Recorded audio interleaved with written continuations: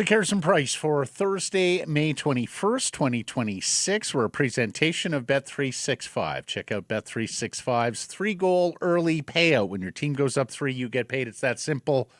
Download the app today. Must be 19 plus. Please play responsibly.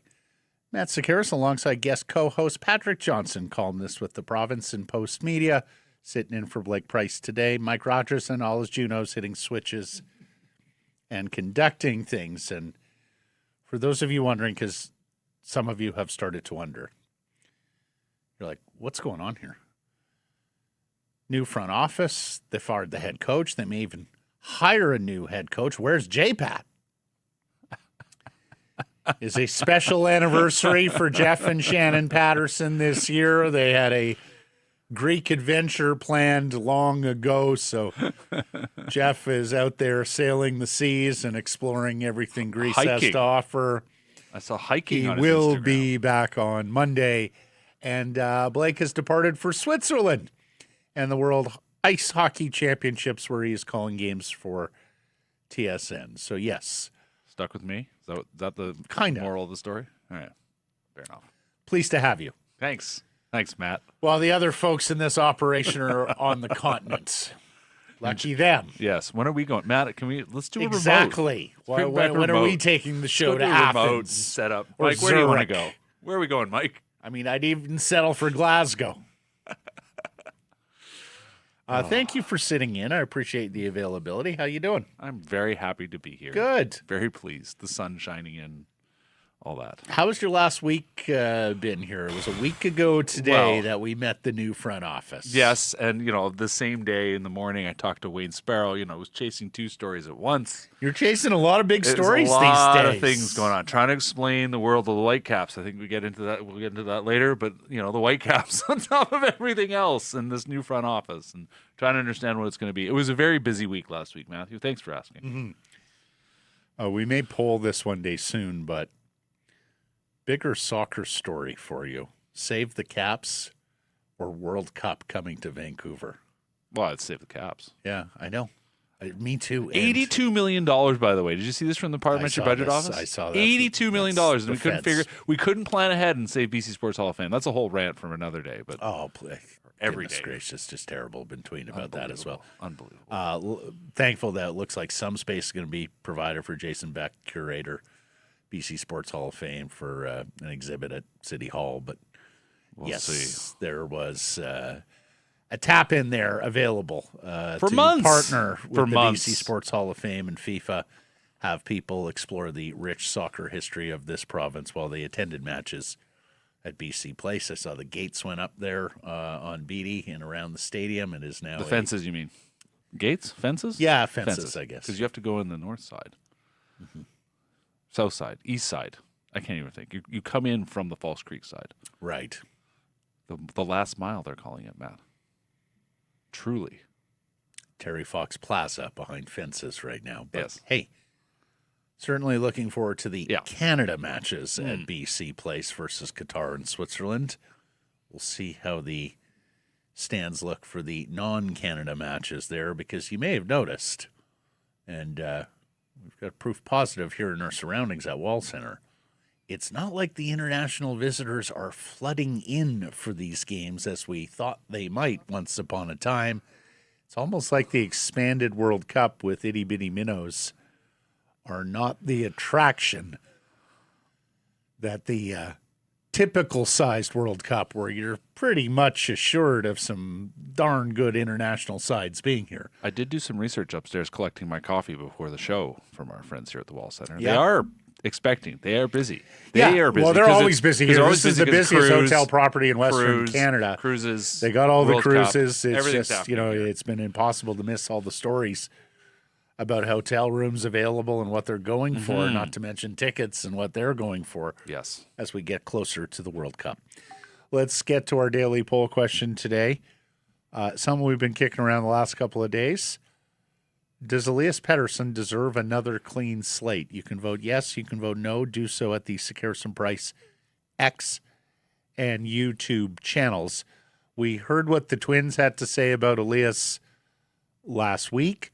Ryan Johnson spoke this week after the firing of Adam Foote and the coaching staff. Was asked a question about Elias Pettersson. Here's what the new Canucks GM had to say. Have not. I had a discussion with his group of just I want to make sure the first interaction or extension is the proper one. So just I have talked to a few of the players, or people have reached out, text. Obviously, there's a lot going on. I just want to make sure those touches are quality and not just a habit to say, hey, we had a good talk. I want these discussions, especially early, to have some purpose and some meaning of really understanding what the next few months should look like and what the expectation is coming in to September as not just individuals, but as a group. I want to be very clear on what we're trying to accomplish. So in other words, he is not interested in pleasantries and platitudes. How's the weather in Stockholm? You know, how you doing sort of thing. He wants to get down to brass tacks. It was a week ago where Johnson was asked about Pettersson and said, I wanted to wipe away all the expectations of him, and then talked about asking him to come in September the most prepared they can be, and said he was looking forward to talking him and letting him know. What do you think the approach is going to be here from at least the new GM, if not the new co-presidents? Well, I mean, I am intrigued because it's not like these are new voices for Pettersson. Maybe Johnson to a degree because he's been, I guess, away from the NHL level for a lot of the time he's been here. But, you know, certainly the Sedins are a voice and are voices and faces that he knows. They know very well what has been tried to date. It's a big task. No matter what Johnson may be trying to frame it as, this is a player they have, and he is their highest paid player, and has not played anything close to their highest paid player should. And it's not something I think he likes talking about. I mean, we can go back to that discussion that I talked about here when I wrote my column about him in around the trade deadline, and just how he had no answers. And you know, he bristled a little bit at me bringing up. He bristles a lot. You know, he bristled a little bit at me bringing up the number and the money and what the expectation is. He didn't like hearing that from me. I can't imagine what he likes hearing that from his bosses, given that his old coaches, both his old coaches, most recent two coaches, have talked can't about have it both ways. He talked about how getting to 11.6 yeah. was a competitive number for him to be higher than Nylander, and now we're going to bristle at it because of performance that is of his agency and nobody else's. So he is on. Trade boards have started up. The Daily Face-Off and Matt Larkin have him on the second tier of the trade boards. That is under the category names to keep an eye on. So not guys who are going to be actively shopped or likely to move this summer. Frank Saravelli's trade board dropped today. He had Elias 25th and the final name on the trade board. I have said in answering the poll question, because as mentioned, we have talked about this a little bit. I mean, I think he's shown you who he is and who he isn't. Yeah. And that he hasn't forged or sought a greater relationship, rapport, mentorship with the Twins, for me, is the massive red flag amongst the many red flags that Elias Pettersson has raised here over the last couple of years. 1 year ago, I was ready to cut bait before the no-move clause kicked in. It's only going to get more difficult. But for me, the greater crime is continuing to think you can change the Tigers' stripes here.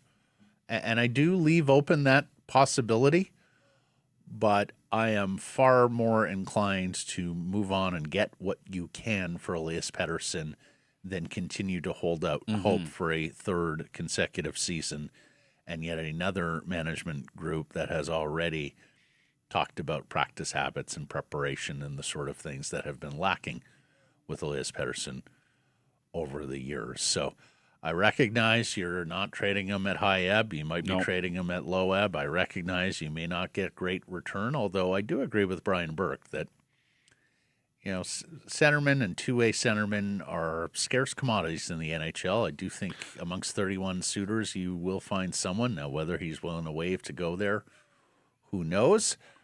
But yeah, I am ready to move on, even with the knowledge that he might flourish somewhere else rather than continue holding out hope here. What about you? Does he deserve another clean slate? No, he doesn't. Okay.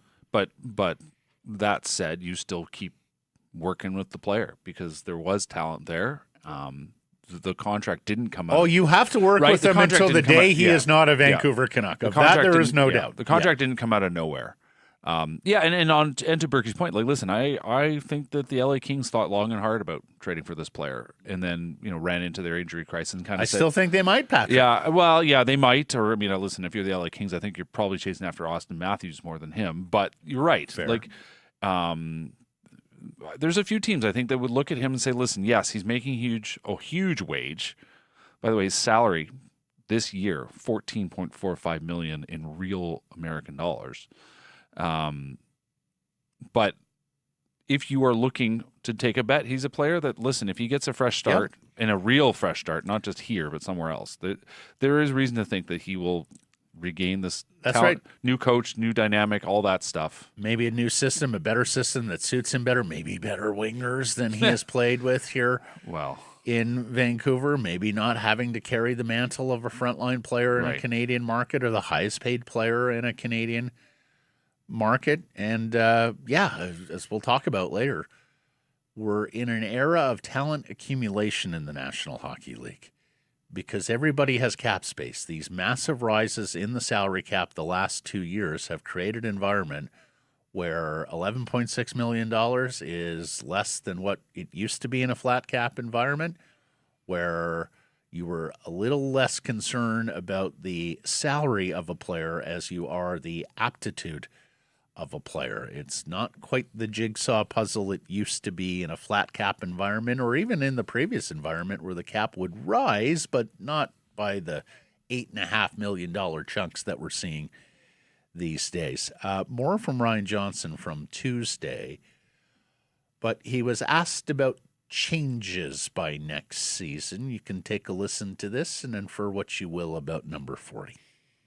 Well, I always say, there's always going to be a little change, but I think the biggest change will be what is implemented and what the focus and what the energy is, what every day is going to look like and what we're trying to accomplish. I think at times when organizations get caught in the middle and nobody knows exactly day to day what are we actually trying to accomplish here, you can lose your way. I think come September, from our players to our staff to management, I think there's going to be very clear alignment of what we're trying to accomplish each day that we walk in there. And I think that will be refreshing for a lot of people. I didn't perceive much on Thursday as being directed at the previous regime.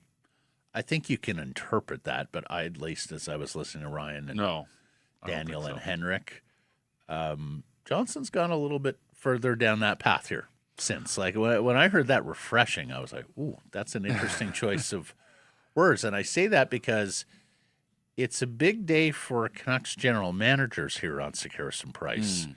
We've just heard from the current one. We will hear from the former one. And today we learned that the past one is actually now gone, which brings us to our top story, brought to you by Yellow Dog Brewing, Neighborhood Brewing, and Foolish Winery. As the new general manager is outlining plans going forward, including staff, only today did we learn that the old GM is officially out. Well, I've been trying to get this one. So, Canucks gonna Canuck here. Ryan Johnson conversing with top coaching candidate Manny Malhotra this week, describing what kind of organization he and the Sedin twins plan on operating, complete with an expanded analytics department. More on that in a second. But even in the midst of all that, whether Patrik Allvin was going to remain around was still unclear until this morning. Yep. Darren Dreger with the tweet. Patrik Allvin is officially leaving the Vancouver Canucks. There was a lingering sense he might consider another role within the organization. Allvin is well respected throughout the hockey community and will have opportunities, and there are many people who believe that Patrik Allvin's next opportunity will come with his old mate Bill Guerin, now general manager of the Minnesota Wild. They served as assistant general managers of the Pittsburgh Penguins under Jim Rutherford years ago. So the lingering sense he might consider another role, that was brought up by Jim Rutherford in announcing the firing of Patrik Allvin as general manager.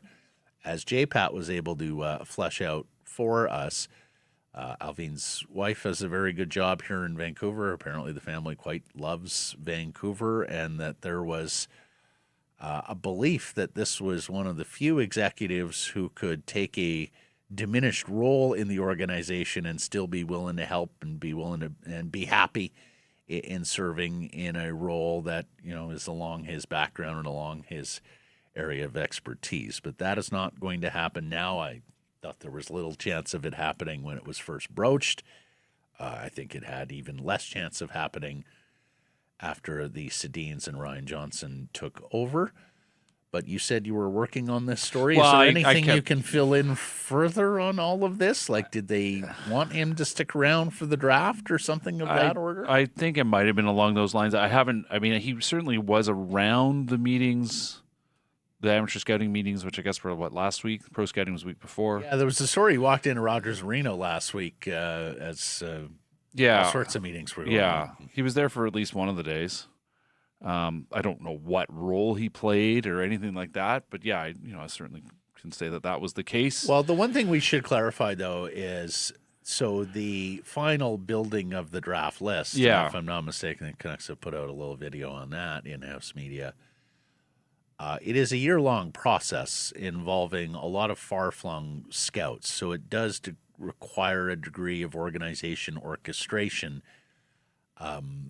There are stories in the past experiences that executives have had when they jump from one organization to another before the draft, is that they bring all that draft intel with them, right? And so I can understand the notion of, because Patrik Allvin as general manager was overseeing the peoples who were responsible for this entire process over 11 months, basically, that he could finish the job, if you will. But alas, that is not going to happen. And look, I think when Jim Rutherford stepped back, even more writing was on the wall here. But what's clear is the new guys want to eradicate the culture, or lack thereof, left by the old regime. And here's Ryan Johnson from Tuesday talking about just that.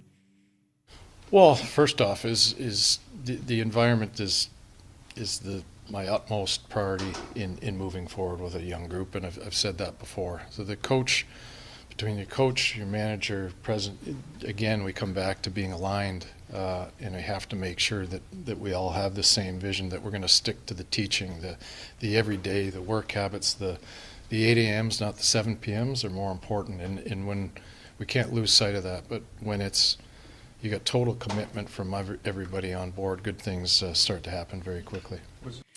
I've really liked the way that Ryan Johnson has articulated the process and the pathway forward when he talks about environment and culture. Another banger of a line there. The 8 a.m.s are more important than the 7 p.m.s. He's talked about you have to win practice if you're going to be a successful organization. But if I can circle this back to number 40, Patrick. So there is a school of thought out there, and every time that I've articulated it on the program, I've had people in the chat, people in the comments going, yeah, Matt, you're getting it. And it's the Elias Pettersson Defenseman's Club, if you will. These are still the boosters, backers, believers in Elias Pettersson who look at the environment that has been fostered upon him from the last couple of Canucks regimes. The Benning regime with Travis Green, and then the Boudreau as head coach, and of course, fun-loving Bruce. And everyone's allowed to explore their offense. Then in comes the tough love guys. And to be fair, Travis Green was a tough love guy. I had heard a lot of stories behind the scene. Greener would go after guys in those video sessions. Like he was, if he wasn't ripping new a-holes, he was ripping navels in some of those video sessions. And Elias Pettersson got his fair share, much like everybody else who had a poor game or stepped out of line or was developing bad habits under Travis Green. But, certainly Jim Benning wasn't a heavy hand. Bruce Boudreau comes in. He's even more lovey-dovey, huggy bear, if I can steal a nickname. And then in comes the tough love crew of Jim Rutherford and Patrik Allvin and Rick Tocchet flashing their Stanley Cup rings, talking about how they know the pathway. And look, right from the get-go, I don't believe that Elias Pettersson was Rick Tocchet's type of player. I think Elias knew that pretty quickly. I think Rick Tocchet started telling people that pretty quickly. Then here came Patrik Allvin criticizing his practice habits, his preparation. And then sure enough, Rutherford as well. It felt like it was a piling on of the three bosses on the player. Elias retreated. Elias didn't trust. Elias wasn't sure they had his best interest in mind, even if they were saying that publicly. But I think that they were saying that publicly made Elias believe they don't have my best interest in mind. And then you had an antagonist in the room in JT Miller who seemed to have captured the hearts and minds of the new bosses. So the theory being, away from all of that, the guys who were too soft and gentle on him, or at least in the Benning and Boudreau example, if not Travis Green, to the guys who were too hard on him, that maybe there's a middle pathway here, Patrick, that a new environment that Ryan Johnson is articulating upon every media session here can create the conditions where he flourishes again. I just more go with what is he, and it's hard to nail down. I mean, I think it is important to understand, as you said, who he played well for. He was playing very well for Bruce Boudreau. Now, it is important to note that the two most productive months that Elias Pettersson had in his outstanding 22-23 season were, in fact, February and March. So after Rick Tocchet comes in. Yeah. So, and then was playing very well until basically the All-Star break in 23-24. Correct. So was an All-Star. And was an All-Star and was fantastic. Canucks had the most All-Stars. It was amazing. We've talked so many times about that photo, right? The All-Star, this team was going places. And I have a column up already. I talked to Jim Rutherford last week, and I wrote it today. And, in the end, he didn't get right at it, but they made a couple decisions. You've already talked about, JT Miller was one. In the end, I don't know if a decision is the right word on Quinn Hughes, but both of those players, in the end, it blew up on them. They were going with those guys, and now here we are. Yep. So the Pettersson story is it's actually frustrating to think about because he was a point per game player under Travis Green, blows up under Boudreau, is invisible in the playoffs under Tocchet, injured or otherwise. He had the taskmaster in Travis Green. Remember, he was a star in the summer bubble playoffs, which everyone will tell you was an incredibly difficult mental experience. That was a guy that stuck around, didn't go home. Remember that following off season, stayed in Vancouver by himself. It was tough. He's talked about that. Didn't have a very good season in the COVID season in 2021, right? Like hurts his wrist. There's all kinds of stories about player whether he could have come back or not. I remember that. Right? There's a long sort of tale of frustration from teammates, I can tell you, thinking this guy doesn't get it. He needs to be more. I've written about this. Quinn Hughes, in the end, getting, I think, basically frustrated among many things. There's a player here who at times has been a star, but we haven't seen him be a true star for 3 years fully, and even if you want to be generous, 2.5. Yeah, 2.5 for sure. Right? So at the end of the day, the answer lies with him, no matter what the environment is, no matter who is around him. Fair. That's why I just think the clean slate idea, this is a player who's being paid to produce, was given a contract off of play that he had earned. He earned that contract. Yep. And now he's been in a new cap environment. Yeah. The player we saw 2.5, 3 years ago was worth every penny of that.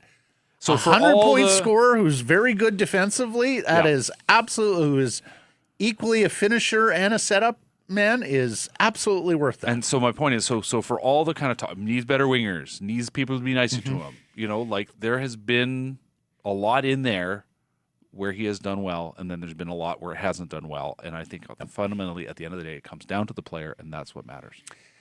Well, okay, Elias Pettersson aside, part of the broader culture that Ryan Johnson is bringing in surrounds the use of analytics and the size of the analytics department. And this was a key learning for the Vancouver Canucks as they went through their general manager search and interviewed some 18 or so candidates.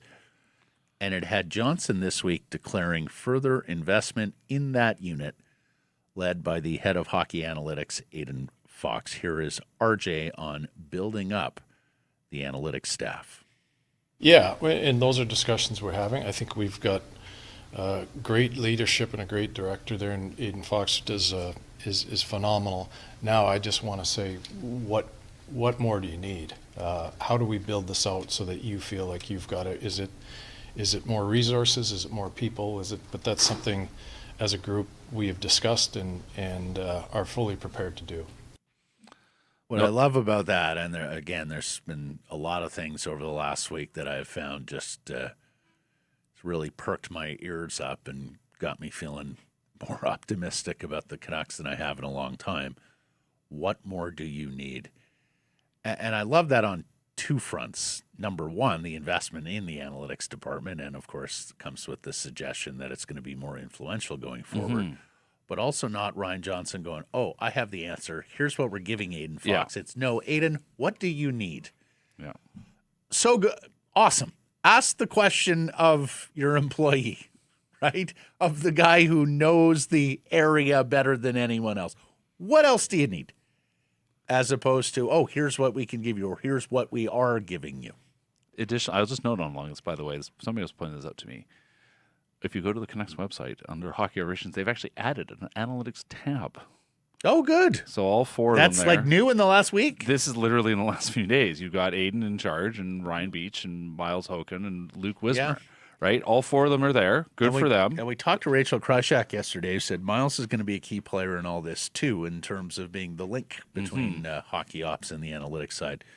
So we're anticipating, and it's interesting, like, do you announce the hirings of analytics people? Because there was a time when NHL clubs didn't even want to say the word analytics. Right. They were operating in the dark, in the shadows, thinking, we can't talk about our analytics department or the people in it. Others might not be doing this, or others might want to poach our people. It is now so widespread. Do clubs now announce when they're hiring people in an analytics department, or just the head of the analytics department? In the past, like the Canucks, when, especially as they were turning over. Did they announce Beecher? I don't remember. I can't remember if they did, but there have been times in the past where they have sort of confirmed these are our new scouts, and these are our new human performance people. So I don't think it's going to be a big deal, but it'll be folded in there some way, some way, shape, or form. And I think one of the things, I think we've all heard this, but one of the feedback I guess from Evan Gold was that I think you need to bring in more people in this department. They need more support. I mean, if you just as a side note, you look at the four guys listed there, great, all listed as analysts. I mean, and obviously things have changed somewhat with the growth of I hate the word AI because it isn't AI, but you know what I mean. But still, there is no one there on staff who is a software engineer, right? They don't have someone to help them build the tools that they need.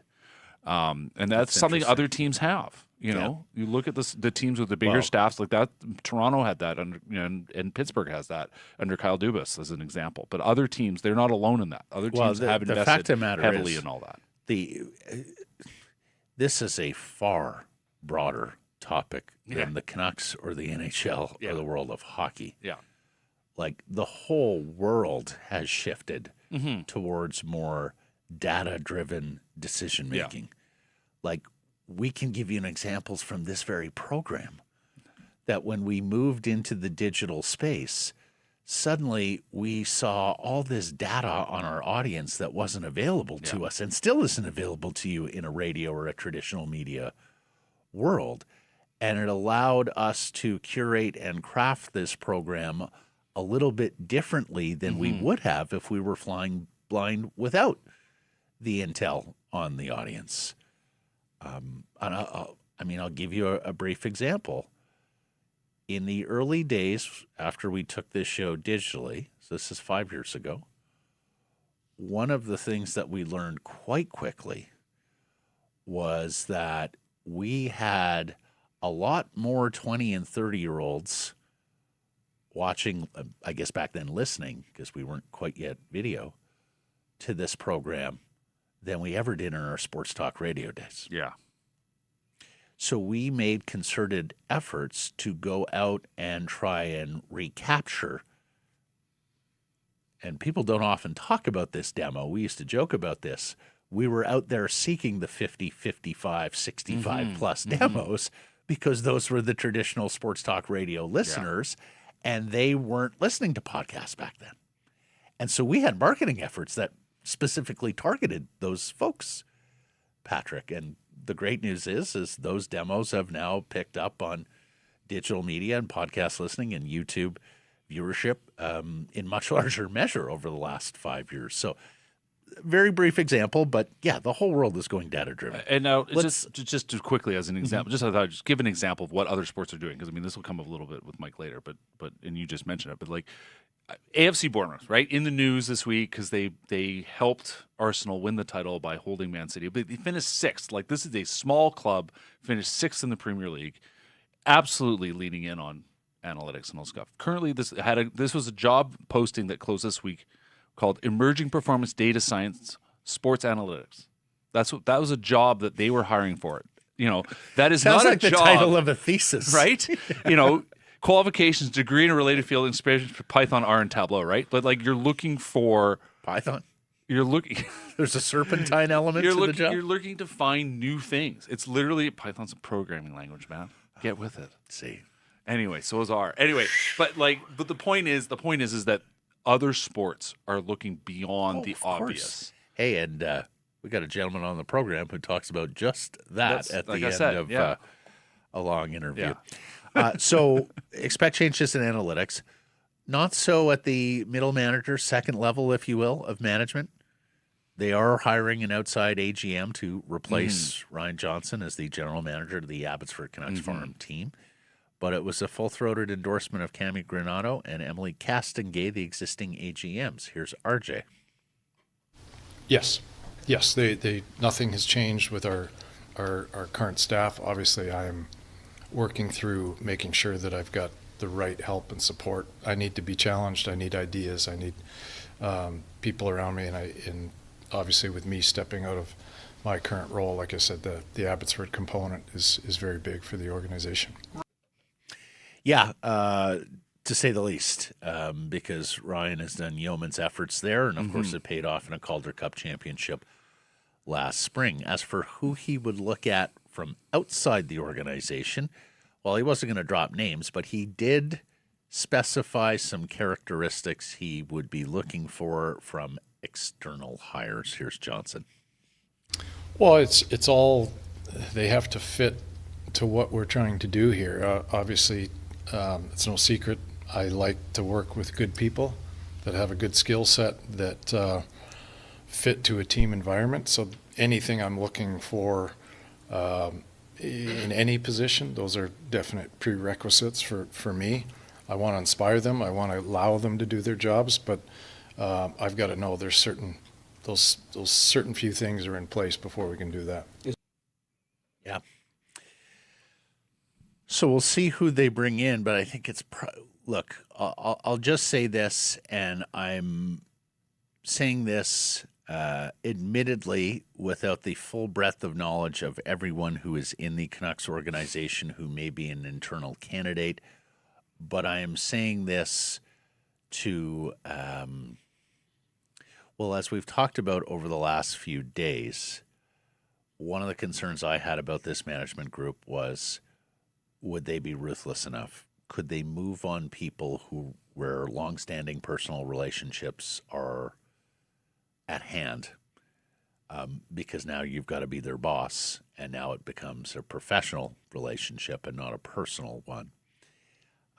For some, that they've been able to keep people like Cami Granato, like Emily Castengay, like Aiden Fox, is a good sign because it shows that Ryan Johnson and the Twins have autonomy, whereas we wondered about that with the owner and the reports about looking for widespread changes and full clean house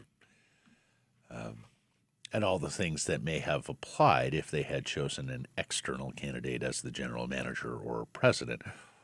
For others, it is, why are we running back the same organization when we were the worst team by a mile and have been, for the most part, an abject failure over 12 years? So I say this, again, without the full breadth of knowledge of potential internal candidates, but if I'm advising Ryan Johnson and the Twins, I'm telling them that it would be really good to go out and get an external hire as the AGM who's taking over Abbotsford, to bring in a brain and eyes from a different organization to help us along this journey. Is that fair? Yeah, and I was just thinking as we were talking, I went and looked at who is going to be in Abbotsford next year. And it is, it was a terrible year in Abbotsford, right? And of course, you may be bringing in a new head coach. You're going to have to find a coach. I think you're Manny almost certainly going to have Malhotra to find a coach. Yeah, you're almost certainly finding a coach.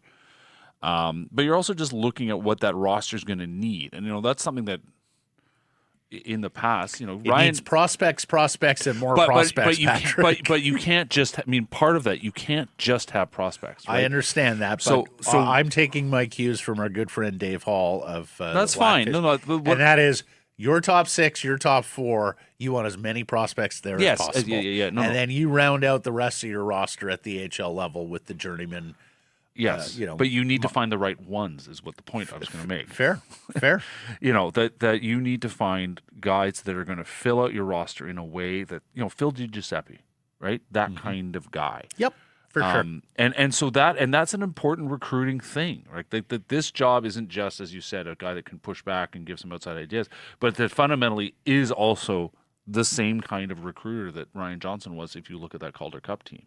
That this was something that Ryan and I have talked a lot about over the years because, we would talk a lot, especially when he was running Utica, when he was running Abbotsford, about the challenges of that job. And it's not just finding the short-term fixes in season that are a challenge. It's setting the whole frame up. Yeah.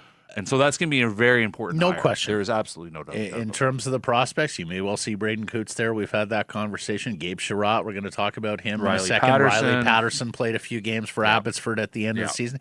Hey, maybe even Parker Alcos of Port Moody, who's with Kelowna, turning 20 this summer. Matthew Perkins, Romani, Romani's at Michigan State, but if I'm not mistaken. there are a few guys that are going to be interested. There are some interesting questions here. Yep, right? No doubt, and we'll see where it goes. Yeah.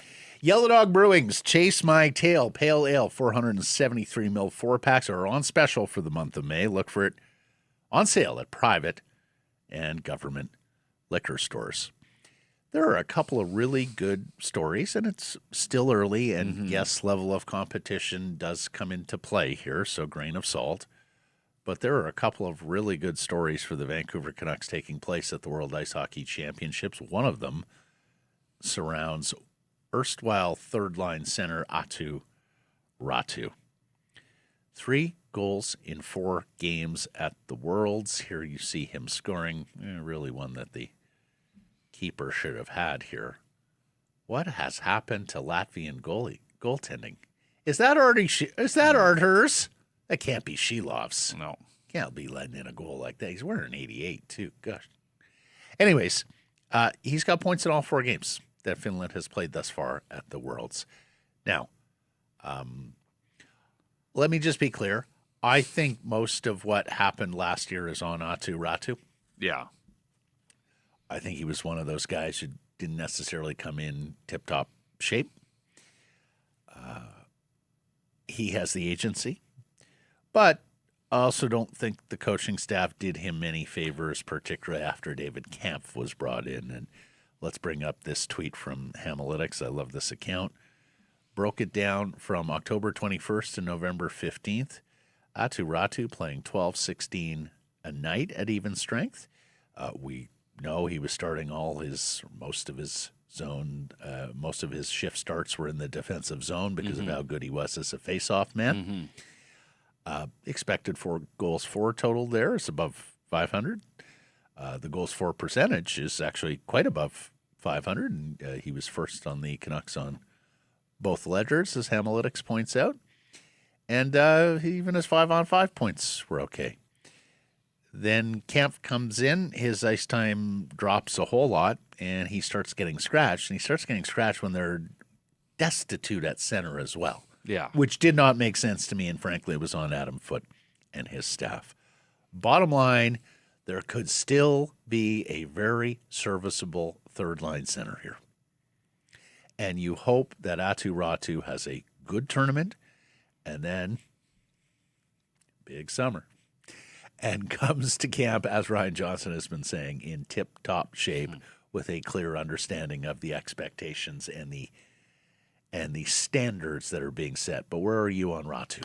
I'm not far off, I think, where you're at. Like there was I don't know if lost season is the way to put it, but a season that meandered. It was damn close. Meandered. Yep. I mean, there was not a lot of progress. And there. don't forget, he was playing, they had him playing on the wing at the end of the year. Yeah, right? Yeah. And this after he had that great final stretch the year previous where we were all excited about Räty coming back. Yeah, and as a whole, I think a lot of players suffered last year. Needlessly.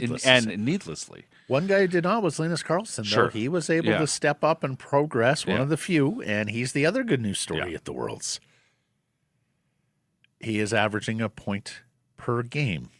Sweden destroyed Slovenia 6-0, but Linus Karlsson, goal. And we even talked about how, and I realized it's a younger Swedish team. Yeah. But Liam Ogren didn't make the team. Linus Karlsson made the team. So feather in his cap. As we cast our eye a little further down the Canucks organization, do want to mention Memorial Cup getting going here on the weekend in Kelowna. Gabe Sherratt and Kitchener are the Ontario Hockey League representatives. Sherratt has had a very good postseason for the Rangers, scored some very big goals for them. He is an industrious, hard work winger. Now, he scores a fair bit at this level. Not sure he's going to score a fair bit at the AHL or the OHL level, but he is already a signed prospect, as Frank Corrado has pointed out to us. When you're that sort of profile of player and an NHL team hops up early and signs you, that says you've got some allies in the organizations. You have some supporters who really believe in you. And this is a loaded Kitchener Rangers team coming to Kelowna for the Memorial Cup. Sherratt, one of 12 drafted players on this club, including a pair of first-rounders in forward Sam O'Reilly, who was a Canadian World Junior, and defenseman Cameron Reid, who is no relation to Chase Reid. NHL playoffs were Las Vegas. They don't use Las.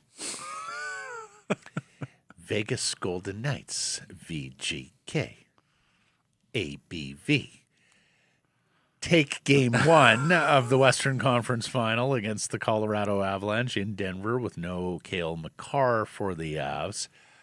We talked about it a little bit yesterday. Everybody hating on VGK for not letting Bruce Cassidy interview, hating on them for the lack of media. It's the sort of us versus the world mentality that John Tortorella flourishes in and goes out of his way to create. And I got to say, while I am ABV, I certainly don't want to see a 4-game Colorado sweep. But I mean, No. like, these playoffs do have to have some Yeah. drama somewhere along the way outside of the Montreal Canadiens in Game 7. So I would like to see a robust long series between these two teams. I didn't have a ton of hope for Vegas coming into the series, although I thought they might be competitive last night. We'll see where this goes. And the Eastern Conference Final begins in Raleigh, where the Carolina Hurricanes, who have yet to lose in the postseason, it's an NHL record 8-0, first team to sweep 2 best-of-7 rounds off the hop, face those Game 7 Warrior Montreal Canadiens, who have won a pair of deciding games en route to the ECF. Hearing nothing, carrying on. Well, It's okay. You don't need to opine on. I'm saving my bullets for. Simon Nemec has requested a trade from the New Jersey Devils. This, according to Slovak media. There is a new general manager there in Sonny Mehta who is keeping his head coach. We have now got confirmation that Sheldon Keefe will continue as the head coach of the New Jersey Devils. You wonder if that's one of the things that tipped the balance for Simon Nemec. He has some real big believers still. Yep. He's got some critics as well. He's the second overall pick from 2022, a right shot offensively inclined defenseman. 26 points in 68 games this past year. This after a step back sophomore season. Should the Canucks have interest here? Yes. Should the I'm Canucks nodding check in? immediately. I didn't even hesitate. Yeah, listen, not a perfect defenseman, but certainly for a team that does not have a lot in any area of their prospects, this is absolutely a guy you should be looking in on. You wonder what the cost is here. Yeah, was my next does thought. the Minnesota pick get you this player? Is that something you're willing to do? He's 22. Yeah, I mean, Not 23 until February of next year. Yeah, and that's the kind of player, especially if you were trying to, the rebuild doesn't have to take forever. And if you are trying to make your rebuild go quickly, you need to take a swing like this. Yep. Certainly, when I say like this, I don't say necessarily on this type of this player in particular, but like 22 defenseman who's already scored in the NHL. You then go take a look. What else?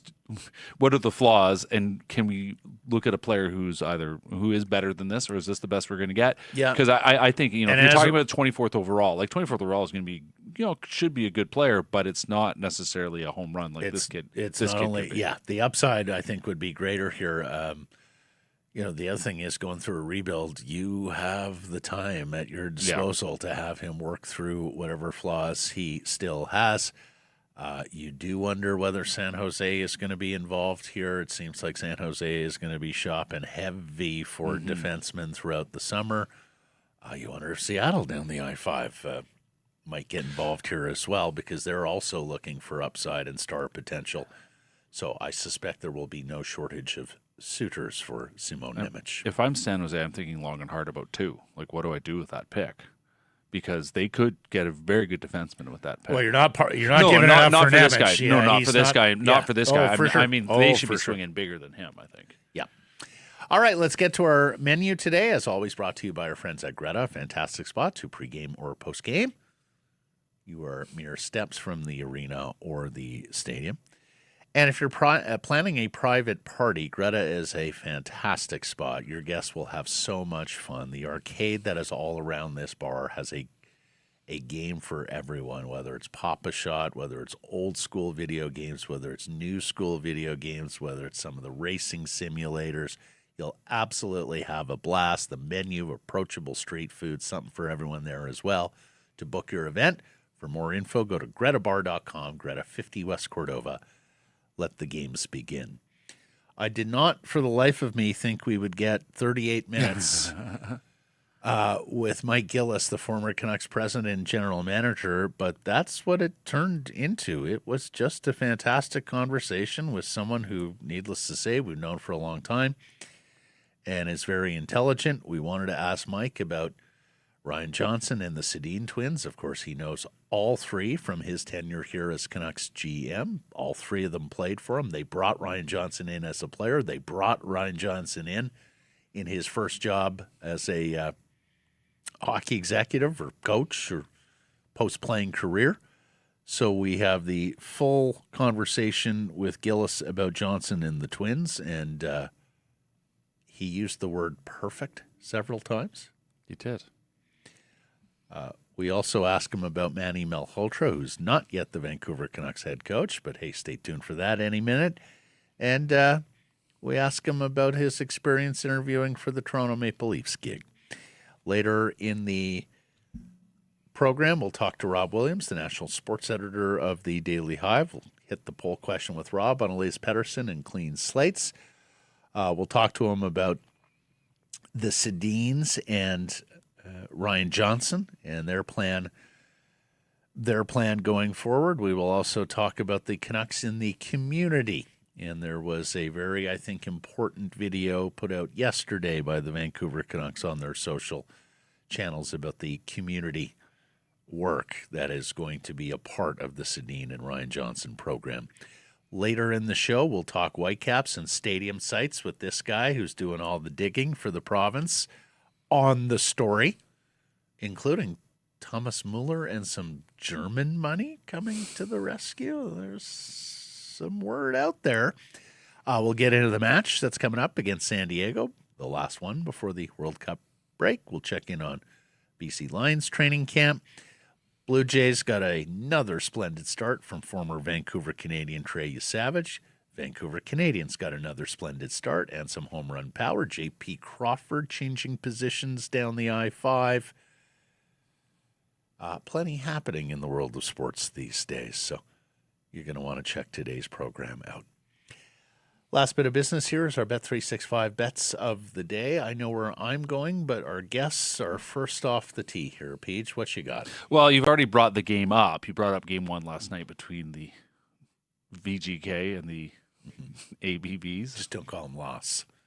And last night it was a win, not a loss, so good on them. But I'm looking ahead to game two on Friday and thinking about what I think is going to happen, which is that I think the Avs are going to find their way back. Now, obviously, missing Cale Makar is well, we'll see if he's back. But a good question. And I'm not expecting he will be back, but I'm also not there. So we'll see what happens. With that in mind, I am looking at you, Devon Taves, and thinking about the player that I admire. Abbotsford guy. Big role to play. Guy can move. And I think he is a good bet to give you 2 points. 2 points. Woo. Paying $5.50. That's big swing from Peach. Let's take here. a big swing. I'm going big swing, not quite that big a swing. The hot hand, Alex Newhook, coming off 6 goals, including the series winner in round 2, brimming with confidence. The former Victoria Grizzlies, plus 350 as an anytime goal scorer for the Canadians tonight. Game 1 in Carolina. This segment, a presentation of Bet365. Tired of waiting for the end of the game to get paid? Ready to move on to the next puck drop? That's why Bet365, an official partner of the NHL, has 3-goal early payout. If the team you're riding goes up 3 goals at any point in the game, they'll pay your bet out early. Hockey moves fast, and now with 3-goal early payout, there's one less thing you have to wait around for. Bet365. Download the app. See what early payout's all about. Must be 19 or older. Please play responsibly. Mike Gillis next.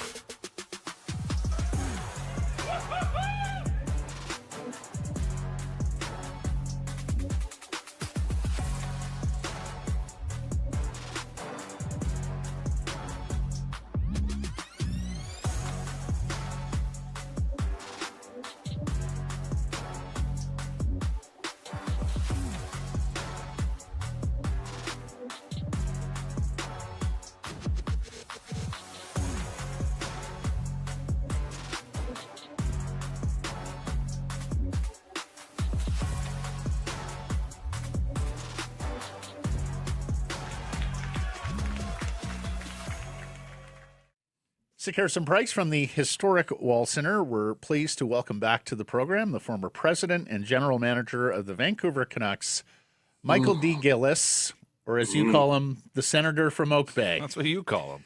on Vancouver Island. Delicate. How are you, Mike? I'm excellent. Thank you. Thanks for asking. Well, I appreciate you making some time here, because here we are all these years later, and players of the Mike Gillis era with the Vancouver Canucks have moved into managers of the Vancouver Canucks. We'll start with Ryan Johnson, because Ryan was brought in by a player as a player here in your tenure, and then Ryan Johnson was given his first post-playing career job by your regime with the Canucks as a player development consultant. Tell me what you saw about Ryan all those years ago that led you to bring him on as part of your group. Well, it started with Lauren Henning. Lauren was a huge Ryan Johnson fan, and we were, as you know, early on we were searching for leadership and looking at different players to fill in various roles. And a lot of times people get focused on the top six forwards and top four defensemen, and Ryan fit a piece of the puzzle for us in terms of leadership and integrity. And he was mostly a penalty killer and shot blocker and sort of defensive specialist. And when we got to know him better, after we signed him and got to know him, he just is a great person, and was a key initial sort of addition to our team, and certainly brought the level of leadership and sort of grit up to a level that we were very happy about. What did Lauren know about him as a leader? What was the pitch? Well, Lauren, Lauren really likes players like Ryan. It's kind of his MO, and he just thought that Ryan brought a level of compete that could really help us on our bottom six forward group, and an attitude that could really help us, and he did. And Lauren was correct, as he usually is. Yeah, fast forward a few years later, Ryan's done playing hockey, and you guys bring him in as a player development consultant. Tell me about that. That was a lot of Stan Schmiel. Stan really liked Ryan, and we all really liked him. And it's challenging to get a start in the game. It's difficult without knowing people, and we knew Ryan well enough to bring him in, and we thought that entrusting younger players with him was a no-brainer. Like he brought so many intangibles and attitude about how to conduct yourself and how to be a pro, and so we thought that was a really good value add. That word attitude is so important, isn't it? I mean, that's almost the essential thing that you have to have before anything else. Yeah, recently I've tried to learn a lot about what differentiates elite athletes from really good athletes, and attitude is a massive part of it. Self-awareness, attitude, cognitive ability. They're areas that are still, I think, there's lots of work left to do in understanding them and evaluating it. But those are key criteria for people that eventually, when you're drafting 18-year-olds, you're looking at a timeline of approximately 5 years before you hope that they're going to really make a contribution to your team. So over that 5-year time frame, there's a tremendous amount of growth opportunity, and having people that get it when it comes to what you have to do daily in order to compete at the National Hockey League level is a key criteria. And Ryan absolutely had that. He wasn't the most gifted player, but attitudinally he was fantastic. He was a great teammate, and we thought there was really, really good value in having him interact with young players. 13 years and 7 titles after you first brought him aboard the organization, Mike. Ryan has ascended to the chair you once held as general manager of the Canucks. Your thoughts and emotions seeing him get this position and the journey he had to get there? Well, I think it's really well deserved. Like I said earlier, our opinion of him at the time and continues to this day was extremely high. And I think this organization right now needs a person like Ryan Johnson as a GM, and it needs a person with integrity, character. He checks off, I think, the three critical boxes that you need: character, integrity. He's extremely hardworking, and he's smart. And I think those three boxes are essential for where this club is today. And it's coming off the worst season in its history. Lots of turmoil, lots of change, lots of different things bubbling around within the organization. And I think Ryan brings a very clear vision of what he wants, and is going to insist on a standard that is significantly higher than I think has happened. Have you had a chance to catch up with him since last Thursday? Just by text. I texted him and congratulated him, and true to form, he was back to me in 5 minutes. And, Yeah. And I'm very excited for him and Daniel and Henrik. They're really smart guys, and they have tremendous character and integrity, and I think that's exactly what this team needs at this point in time. Well, let's talk about them, Mike, because it was your group as well that elevated them to captain and alternate captain of the Vancouver Canucks. Did you see one day where they'd be in hockey management all those years ago? No, I didn't. I thought they would move on to other things that they were interested in, and I didn't know if they were really keen on remaining, on the front lines of the game. Like they went through an awful lot as players, and when we came aboard in 2008, there were I would say 80% of the fan base wanted them gone from the team, and had serious questions about whether they would ever become what they did become, and they proved to us early on that they had the ability, they had the leadership capabilities. They wanted it extremely badly and just needed the opportunity to get there. And they needed us to give them the opportunity and show that we were committed to winning as well. And so back then, no, I didn't see them in management. But today, I think this team is an excellent team to be in the executive suite for what's going on. They also have that broader sense, I think, of the sort of community. Like this, it's not just a team; it's a community asset. And I mean, obviously, they were asked about that last week, and they say their intention is to get the players out involved more. I mean, what did you come to appreciate, especially coming from the outside, about what the Canucks mean to the community? Like, what are they as a thing? Well, it's vital to the Vancouvers, to the entire province of BC. I was told one time that as the general manager of the Canucks, you're basically second in line behind the premier in terms of both accolades, criticism, you name it. And when I got to the Canucks, it was firmly established, the community roots and what players did, and they did it on their own. Of course, the club was involved in a bunch of different charitable endeavors and events and different things. But like, I still remember Roberto Luongo going to Canucks Children's Hospice on his own multiple times during the course of the season when he had an opportunity. All kinds of players did that. And Daniel and Henrik in particular, when we ended up signing them when they were approaching free agency, they gave $1.5 million back to Children's Hospital of their own volition. We were completely unaware that was going to happen. And I think it shows the quality of the entire team at that point in time. And as players came into that team, they adopted the same principles when it came to community involvement. We didn't have really any issues in players declining or not wanting to be part of the community activities and help others. And it was one of the best things about being with the Canucks at that point in time was the attitude that players had in fitting into the community and helping out where they could.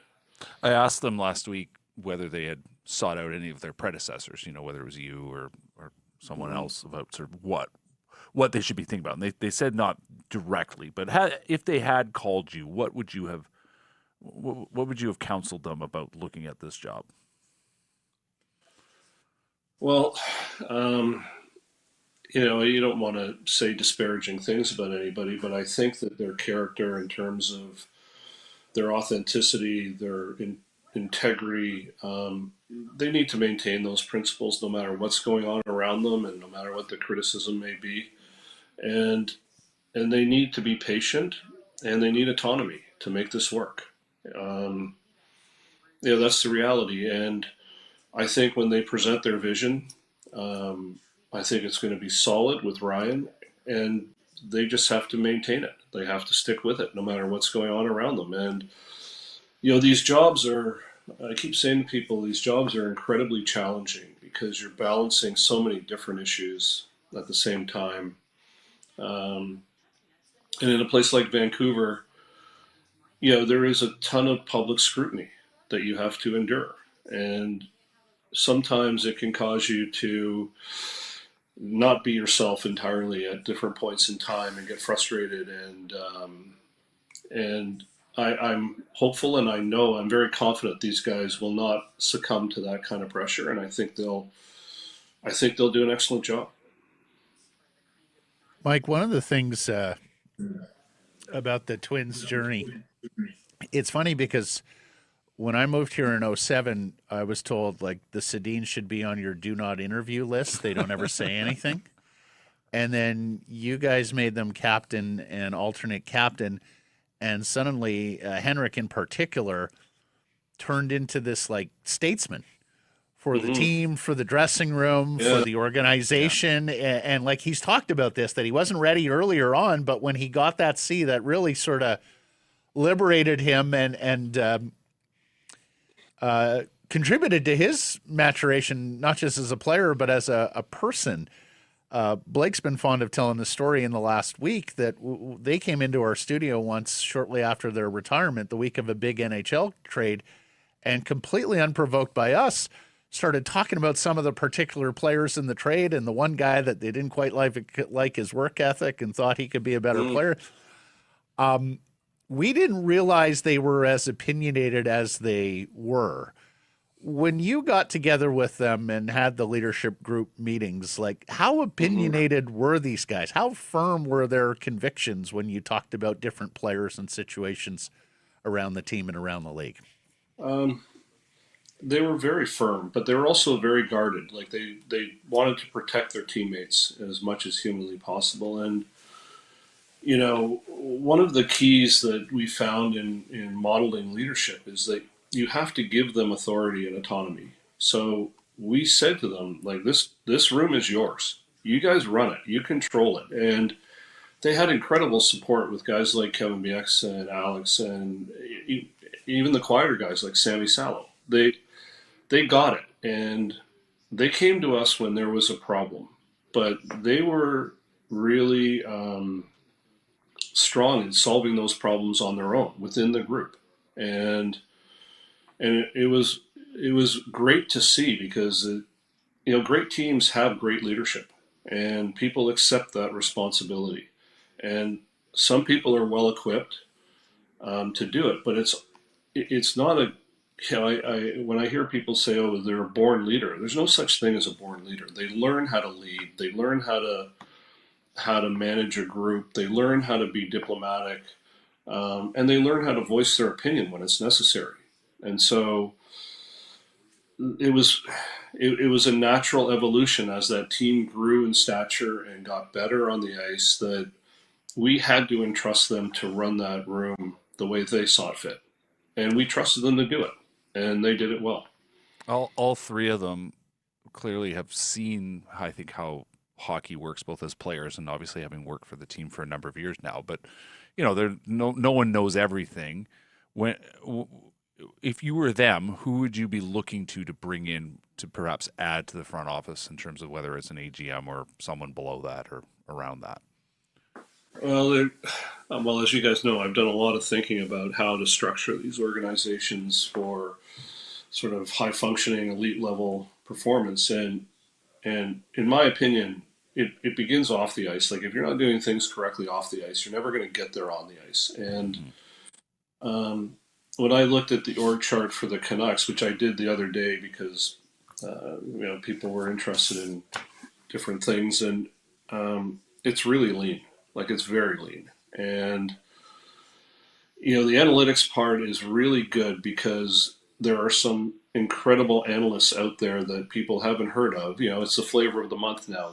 The analytics type GM and different things. The reality is you need a balance between really strong hockey people that know roster construction along with support from analytics people that can provide them with maybe that smaller piece of information, but really critical in terms of how you're deciding to build your roster and the types of players that fit together and mesh together.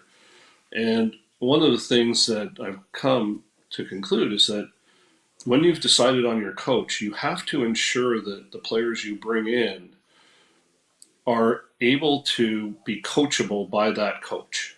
And we lived it in our last year there, not naming any names, like trying to put a round peg into a square hole. It doesn't work, and players will try and accommodate that as best they can. But the reality is that if you have really strong offensive, fast playing group, they are not going to adapt to a coach that wants a purely defensive style and win games 1-0. So I think your roster construction people have to be aware of the coaching style that the coach wants, and then you construct your roster with that in mind.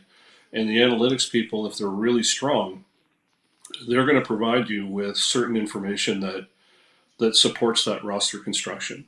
So for me, it's a real blend of alignment in terms of where you want to go with the team, how you want to construct it, and then you get all the support pieces to begin to provide you the information necessary to make good decisions. Since you know all three, and as you say, you've spent some time studying all this, Hank, Danny, Ryan called you. Are you available? Would you help them out? I would absolutely help them out. Maybe not in a formal way, but absolutely. If I think these guys are perfect for what's going on here today, and I think they're going to do an excellent job. There's obviously some things that no one knows about when you take these jobs, and if I could be supportive in any way, I'd be happy to do it. All right. If we've exhausted the Vancouver Canucks questions, Peach, if you have any more, now is the time to shoot. I mean, we sort of talked a bit about it. Your thoughts? I mean, Manny seems like he's going to be coach. Your thoughts on sort of what he would potentially bring to the table.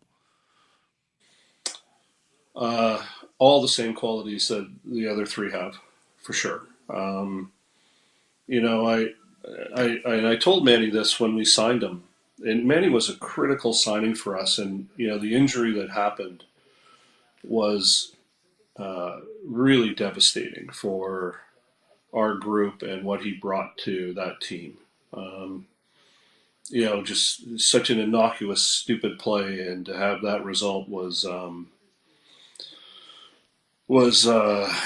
don't even know how to describe it anymore. It was just devastating for us and where we were headed and what we were trying to do. It was such a critical part of not only our leadership group, but the integrity on the ice. Those guys, there's not a lot of them around the league that aren't hugely physical guys, but they can settle everything down when they're out there. And if someone's acting stupid or doing something stupid, they can intervene in a way that levels that playing field, and he has that quality.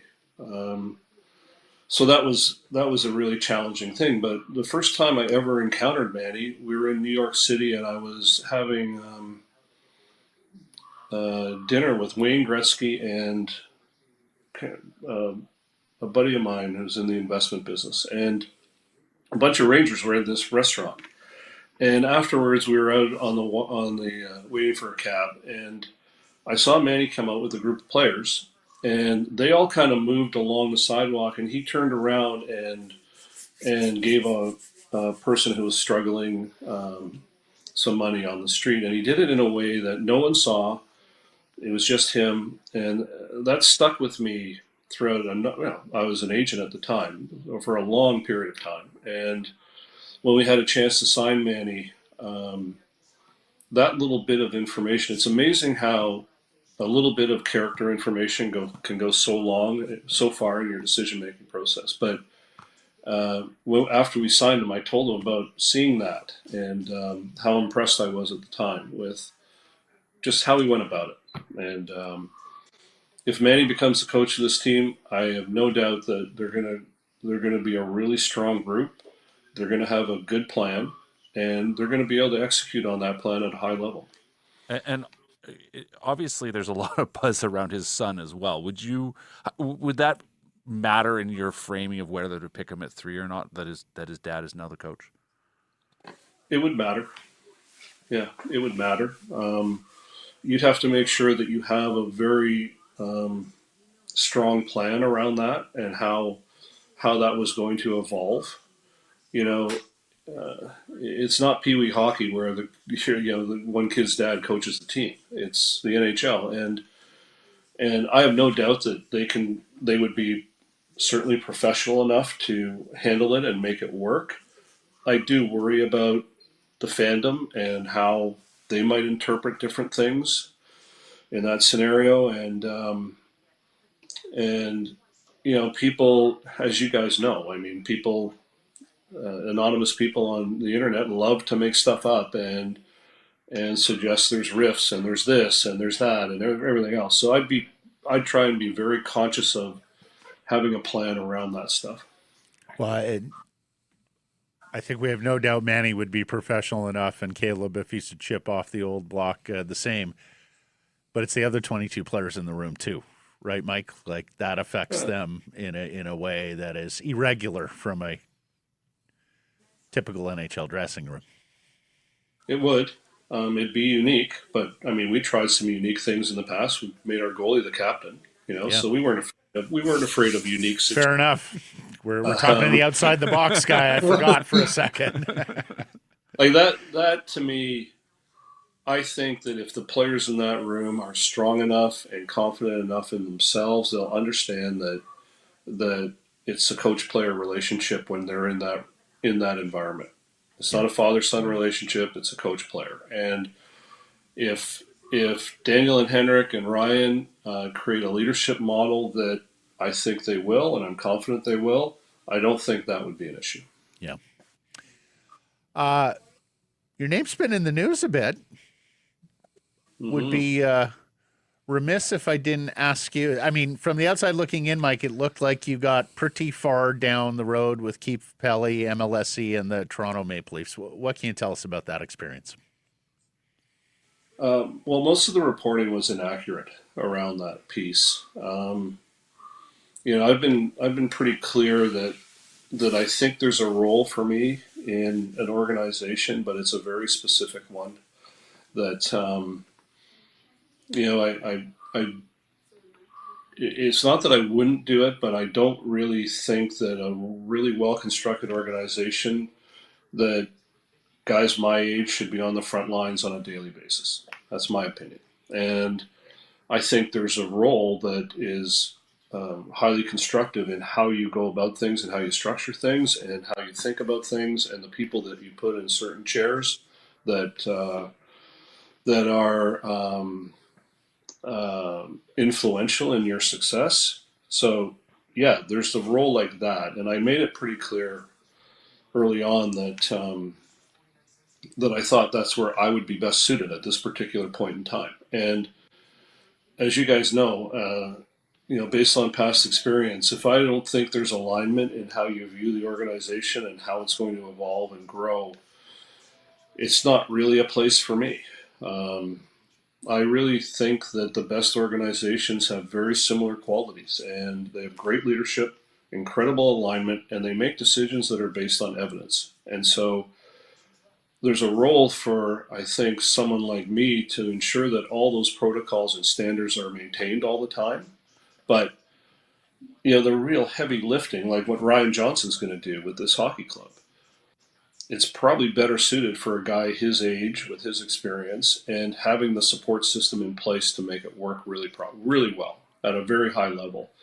And as we talked about earlier, different pressures mount in these jobs that cause you to perhaps think not as clearly as you might want to. And I think there's a role for people to be able to help guide younger managers in this space to maintain their integrity and maintain their thought process and maintain how they go about things, notwithstanding the pressure that's going on outside. And when you go ahead. So that role, that the Toronto Maple Leafs weren't going to fill that role. It became apparent. So it wasn't the right fit, and a lot of the reporting around it wasn't correct.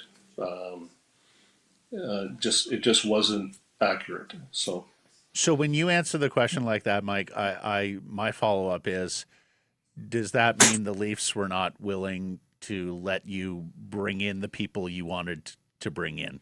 Did they want you to pair up with Matt Sundin like John Chaika, the successful candidate, has done? No, I laid out a plan for them that that was pretty detailed around the types of people, the profiles that I would have liked to have seen in different roles within that organization or any organ. Like if I did this, it'd be the profiles that I'd want to see, and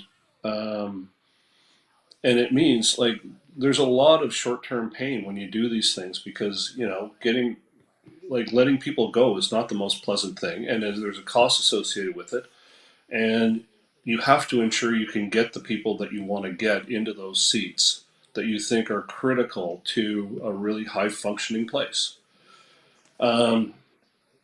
There's not, some of the teams, like the top 5 teams, are like that. They're not perfect, but they are like that, and they have the right analytics people, and they have the right hockey people, and they have process. And to me, teams that are struggling need that. They need someone to come in and say, here's what you have to do with these different pieces of the puzzle. And I laid that out for them, and it was early on, and they understood where I was coming from. And so the continued reporting created this momentum, and it was very flattering. I mean, it was really nice. Like people said good things about what we did in Vancouver and other pieces of this. So it was nice to see, but it wasn't. I don't know how to say it, but it just wasn't completely accurate. Well, let me ask this: you obviously had a pre-existing with Mats. Famously, you brought him here to Vancouver for the final days of his career. Would Sundin have been a part of a Gillis operation in Toronto? Most definitely, if he wanted to be. Like I really believe that senior players that are just like Daniel and Henrik have incredible integrity, are really well respected, are honest, they're going to do the right thing. They provide very strong value in a chaotic organization. And when things start to go sideways and people want to do certain things or treat people a certain way, those are the guys that invariably stand up and go, hold on a minute here. That's not what we're all about. Like, we're going to do it this way. And the hockey business, you're constantly making really difficult decisions that affect people's lives, and you need to be able to deal with empathy and consideration and understanding who they are as people, even though you have to make that really hard decision. And that's what I think senior players that have really great leadership qualities bring to the table, and I think they're really valuable. I got one more for you, if you don't mind. Oh, I do mind, but I know you mind, but yeah, you'll suffer one more. Much was made in the Toronto media, but even the national media, about the process there, that you had a gentleman and a firm who were assisting the search, but also had clients that were involved as candidates, and of course, one of them became the successful candidate. Did you have any problem with the process the Leafs undertook to fill these jobs? If I did have a problem, it's not really my place to say. The hockey world is a very small world, as you guys know, and everyone knows each other, and there's people that you don't even know that want to say great things about you or disparaging things about you. You've never even met them in your entire life. And so it's easy to sit here and criticize how people go about their business, but they made that decision. It was up to them, and they went with it. You know, it didn't affect me really in any way because I was going to tell them how I viewed the world of hockey and how I thought things needed to work. And you know, it would be different in Toronto than it might be in Vancouver. Like, I think the choice with Daniel and Henrik and Ryan is the perfect choice for this team right now. I really believe that. And I know much has been made about other candidates and this and that, but these guys understand the landscape better than anybody else. They know where this team needs to go. They understand leadership models, and they have the integrity and character to pull it off. That's what this team needs right now. And so, yeah, you can maybe go out and try and hire somebody who's had success somewhere else and think that they're going to come into Vancouver and they're going to replicate that success. Chances are they might not. And here, these guys know exactly what they're dealing with. I think they have the capacity to manage it well. And they're going to have a plan that they're going to try and execute on at the highest level. Yeah. I think that's what you want.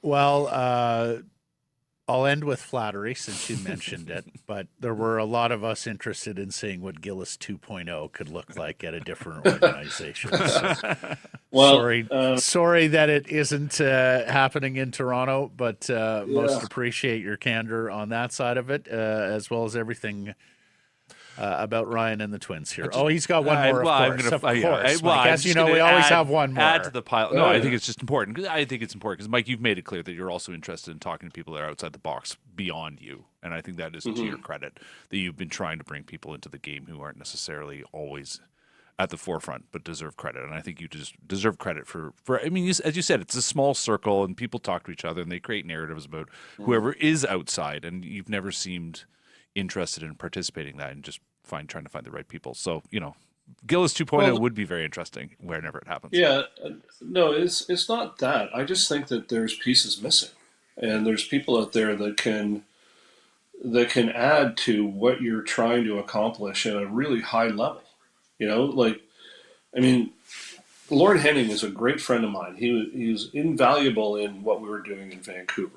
You know, and Lauren is an older hockey guy, won 4 cups, coach, you name it. But Lauren paired with somebody who thinks a little differently around things, I think is a formidable opportunity. And there are people outside the game that in it, but in a minor level, that I think can be incredibly valuable in an organization. And they bring a different perspective. Like one of the positions that I wanted to create was a really high level strategy and opportunity role for somebody outside the game, not currently in it, that I've identified, where they would just look at the other 31 teams and constantly evaluate their vulnerabilities and where there's an opportunity and unique opportunities. And that would be their job, is to, when you have a meeting, they walk in and they go through every one of the opposition, of every team in the league, and say, okay, here's their weakness. This is what they're going to be looking for. Here's how we might be able to manage this. Do we have the pieces necessary? How do we go and get a piece necessary to get the one they might give up? How do we design our summer signings to reflect in a rebuilding situation like the Canucks, how we're going to trade players at the trade deadline for more draft capital, how we're going to get that young group of 21 to 24-year-old players that become your core players at 25 to 29 that give you a chance to be in that 5-year window for a championship. To me, that role, I don't see it anywhere. And that's a role that I think would be really fun, number one, to listen to that person tell you, here's where the opportunities lie in this. Here's how we go about trying to make it happen. And then you decide on whether that's an agreeable strategy or it's too far or not. And I don't know. Stuff like that really intrigues me because I don't think it's being done necessarily like that. And I do think that there are outside people that might not be mired in the pure hockey world that could bring perspective to that. that would be super cool and be a lot of fun. You want to suggest who See- that is? See, No. no, he's keeping that. That's proprietary. I just wish we could have had these full disclosure conversations when you were GM and president of the Canucks, Mike. My goodness, how you can't. illuminating those of us in the media would have been in covering your team at the time, Mike, if you had opened up like this. Well, a couple things have happened. Like I didn't know about this stuff until I kind of went around and looked at other places that were doing it, and it isn't like I'm coming up with it. Other sports are doing this stuff, and they have to do it, and there's reasons for it. Like the Premiership, they can sell contracts, so their player evaluation tools are completely different than what we're doing because their investment, their scarce resources have to go to the player that's going to bring the biggest return monetarily, not necessarily on the field or the pitch, whatever you want to call it. And so when they look and they're signing 14-year-olds, but they have all kinds of layers of different teams that they work their way through. But when they decide on a player that they're going to invest a huge amount of money in at 15, 16, 17, 18, it's because of reasons that we do not use. Yeah. And like when you can sell a player's contract for 75 million euro that you've brought along, it's extraordinary. And so that business model we don't utilize because we have a draft. They don't have a draft. They're getting players from, Argentina and Peru and North Africa and the Middle East and France, like a hodgepodge of players that we don't experience. So they need to craft their development model around a bunch of different factors. But when they decide on that player, it's for reasons that aren't necessarily completely on the pitch. And it's brilliant. But those are the kinds of things that I think are applicable in our sport, and it'll eventually get there, I think. But there's an opportunity now to do it and look at the world differently. You always do, and we appreciate you sharing that opinion and those insights with us. Mike, thanks for the time here today. Appreciate that. Not a problem. Thank you, and nice to see you, PJ. I was expecting Blake, who I quite like, but We all do. Oh, he likes Blake now. Oh, okay. yeah, Thanks, Mike. Thanks, Mike. I do. Thank you, guys. Bye. Harrison Price from the Historic Wall Center. We welcome in the national sports editor of the Daily Hive and its Offside Sports Vertical, Rob the Hockey Guy on Twitter, Mr. Rob Williams. I know you're acquainted with Patrick Johnston here. Olympics. Special friendship. Rob, we're asking our poll question today because Ryan Johnson, if not the Sedin twins, talked about clean slate for Elias Pettersson. We're asking, does he deserve another clean slate? Deserve? No. I mean, he doesn't deserve it. Like, how many chances has he had, right? Like, even going back to, remember when his game fell apart under Travis Green, and it took the good vibes of Bruce Boudreau to come in and sort of repair things. If he didn't have a good summer after the debacle of a year where they traded JT Miller and they harped on him for his off-ice preparation, what makes us think that it's going to be any different this season? The only point of pause for me is it good asset management to trade him now when his value's at an all-time low? It could go lower, right? Like he could come back and just sort of solidify that he's just not that guy anymore.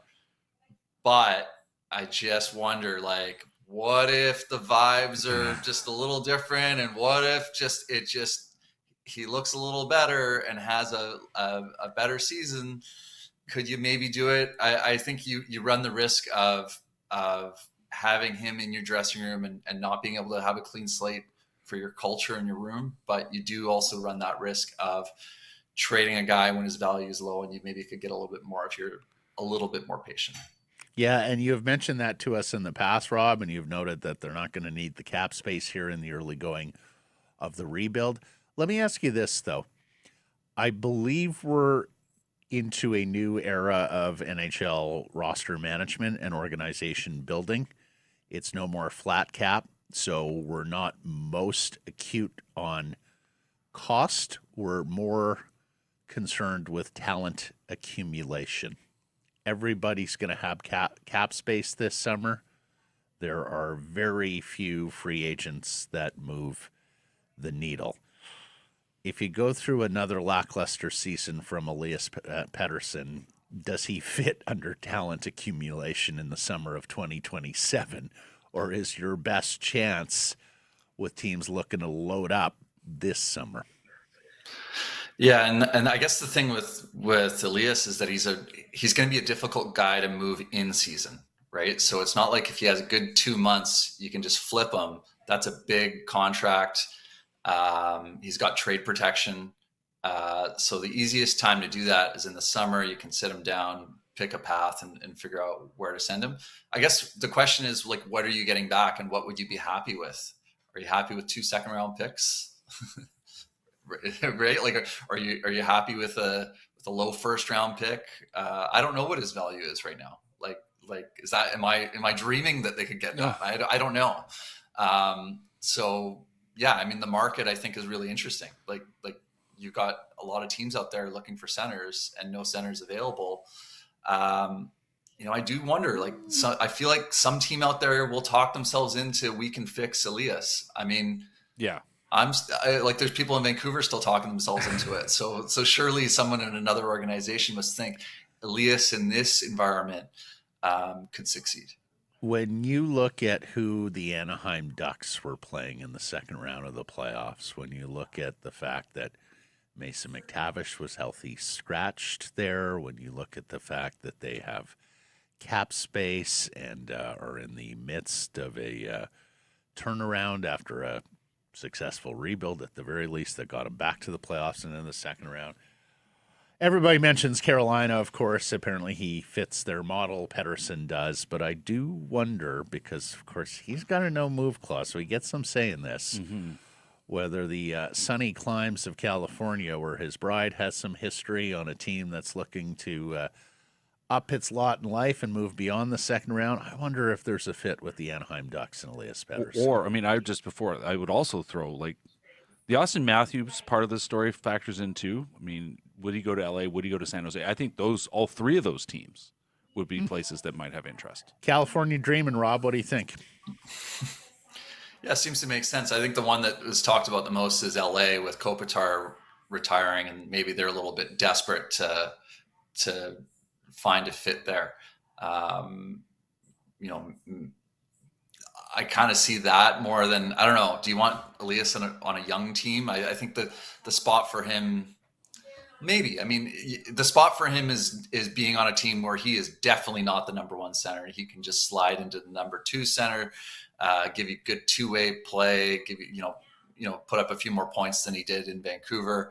I could see that maybe more San Jose than Anaheim for me. I feel like Anaheim's a little more loaded and up front, where you could maybe say, okay, San Jose maybe is looking for a push after Celebrini, and they want to get into the playoffs. Maybe, yeah, it's going to be interesting though. Where is Elias willing to go? Right? Like, does he just want out? You'd think he would, wouldn't you? Like, this, what an awful Well, he experience said he loves it here. He gave that very quick, abrupt answer. No, I love it here. I want to be a Canuck. I want to be a part of the solution going forward. But he also said that before, once again, preparation was mentioned by someone in charge. And I can't imagine he loves being told he needs to prepare better, because every single person that has been in charge of him has told him he needs to prepare better, and it doesn't seem to have landed. So... Yeah, well, and he also said there was no issues with JT Miller once upon a time. That is absolutely right. He doesn't. He's not exactly the truth, the whole truth, and nothing but the truth when he meets cameras and microphones. But to me, fellas, and I said this in the opening, so I want you on this, Rob, more than Peach, but that there is no fulsome relationship there with the Twins. Yeah. Even though Henrik and Daniel again outlined in the presser last week that, look, we've been there. We've been through those struggles in that sweater, in that room, in this market with these fans. And yet still Elias hasn't relied on their good counsel and wants to be left alone. To me, that is the biggest red flag of all the red flags surrounding this saga. I did think what the Sedins said, I think it was Daniel, what he said about Elias was telling. Like when you're asked about Pettersson and you quickly pivot to preparation, right? And saying that this and relating it to your experience as Canucks. To me, that was a sign that they don't have much sympathy for Elias. Like they went through a lot of crap in Vancouver and they overcame it, and they did it through hard work. And they're seeing a guy from Sweden, also high draft pick, a guy with probably more God-given talent than they had, and they're seeing a guy that's not working hard enough. That tells me that he might not be their favorite player, and that they might not be like overly sympathetic to what he's gone through. So maybe they bring him back just to hope that something sparks, and that maybe a new regime change can, maybe that can change something. Maybe they do that in the hopes that something changes. But I don't get the sense that they didn't really say that they really believed in him, right? Like they're just sort of like, yeah, he's got to work.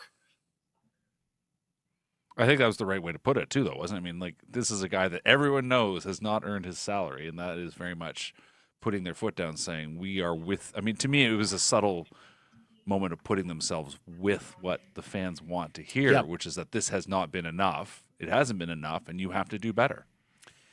Yeah, I think that is right, and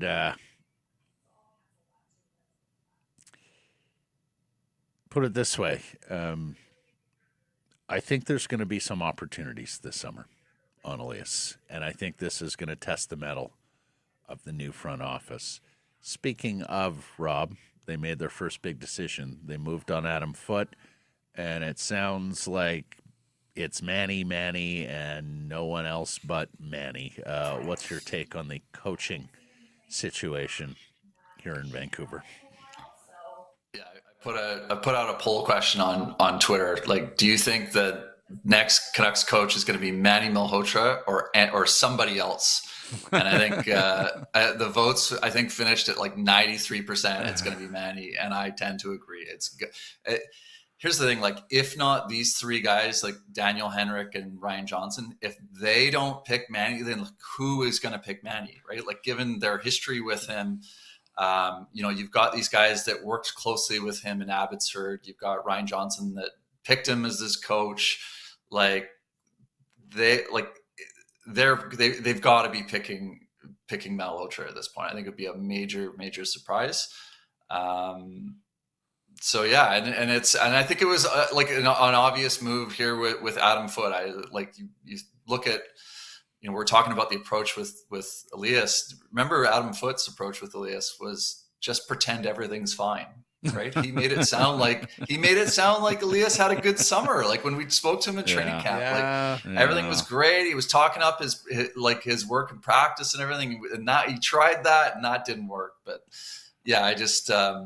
He almost got through a full season without having to talk to you about Elias and things I've got to talk to him about. Yeah, he got to that. I want to believe it. I want to say it was in March or February after they just got back from the Olympic break. Hey, this front office blew out the coaching staff, which was all Rutherford Allvin guys. They're keeping the two AGMs, Castengay and Granato, also Rutherford and Allvin hires. It sounds like they're expanding Aiden Fox in the analytics department based on what Ryan Johnson had to say on Tuesday.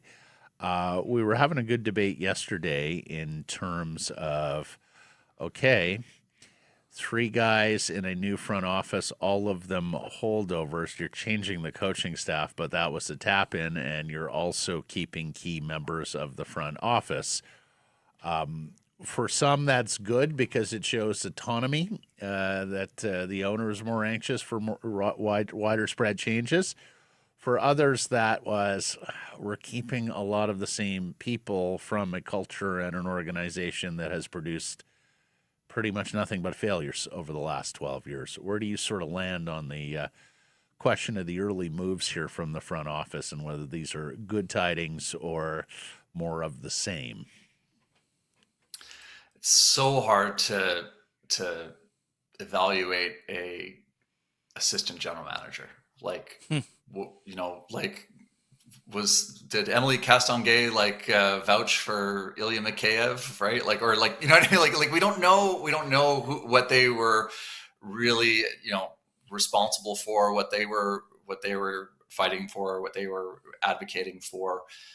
So I find that a bit of a difficult exercise. So it's really hard for me to say that to pan it as a bad move. I'd love them to bring. I think I'm like everyone else. I would have loved them to bring in somebody really smart with a really great resume that came from another organization. But at the same time, it's you never quite know in these situations. Like remember before Jim Benning was hired by the Canucks, it wasn't like the whole market was like, this guy is terrible, right? Like they were like, oh, this is like a draft guru, and he was on some like successful Boston teams, and he'd have a good look at a successful organization, and we know how that turned out.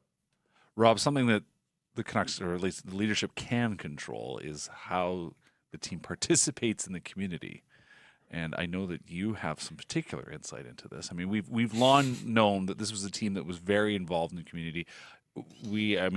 Murph asked Henrik about this last week, and they cited Brian Burke and how important it was. They were going to be number one in the league in community involvement. And as I think everyone's noticed, that has definitely fallen away over the years. This is a video the Canucks put out yesterday of the Twins and Ryan Johnson visiting Canuck Place. Yeah, so. Which is great. But, in the end, I mean, we know that some of the players do involve. We actually know, I think P's quite involved in this. Brock Besser goes there. But, it has not been a big brand thing. How important is that to become a brand thing again? Yeah, I mean, the video you guys are showing that the Canucks put out of the Sedins and Ryan Johnson visiting Canuck Place, check out the replies and the comments on that. In terms of a PR move, this is like a grand slam home run for the Canucks. People absolutely love this. And I thought, I love Murph's question. And I thought that hit a nerve with Canucks fans. Everyone was what happened to this? Didn't the Canucks used to be out in the community? Didn't they used to do a lot of these sorts of things? I feel like this is one thing that kind of went away with COVID, in the sense that you lost a lot of, they couldn't do work in the community during COVID. And then when you could do it again, you'd lost a lot of the holdovers from the previous regime. And, you had, you had a new regime in terms of management. You had, players like Bo Horvat were gone. You had even just Canucks staffers. There were tons of, they laid off a massive amount of staff that would have been working on the community side of things. So you lose a ton of that. And I don't think that it was the same emphasis on the community when they came out of it. And, I don't know, I kind of quietly wonder this when you see you see a photo of the Canucks players at Children's Hospital, the annual Children's Hospital visit, and you're seeing 8 players.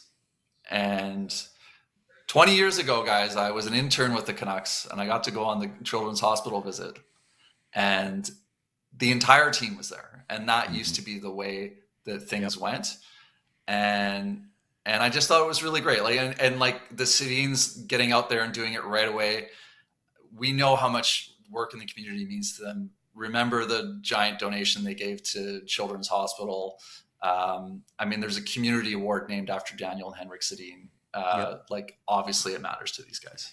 And look, it matters to the public as well. You can bring in mercenary front offices and players, and if you win, that's usually good enough. But when you don't win, people start to examine your organization top to bottom, ask themselves questions like, are they just treating me like an ATM? Did they have any investiture in the community beyond my wallet? And, of course, where's the goodwill? It's good to see some of the goodwill coming back. Robert, thank you, sir. Amazing job as always. Look forward to next week. Thank you, guys. It's Harrison Price from the historic Wall Center in the Nation Network studio built by Arbor Leach. You're harder when you're well rested. Sheraton Vancouver Wall Center puts you minutes from the arena, miles ahead the next morning. Lock in your game day stay at wallcenter.com. Time for some Whitecaps talk with PJ. What does he know? When I was in the newspaper business, my editor would come by from time to time and say, Matt, I need a notebook dump on this story. So dump the notebook. What are you hearing? What are you knowing? First of all, is the Hastings site dead? No, but it seems I'm so glad everybody you has asked, massive reservations on the Hastings site, though. I'm so glad you asked. Yes, Matt. please tell 'em.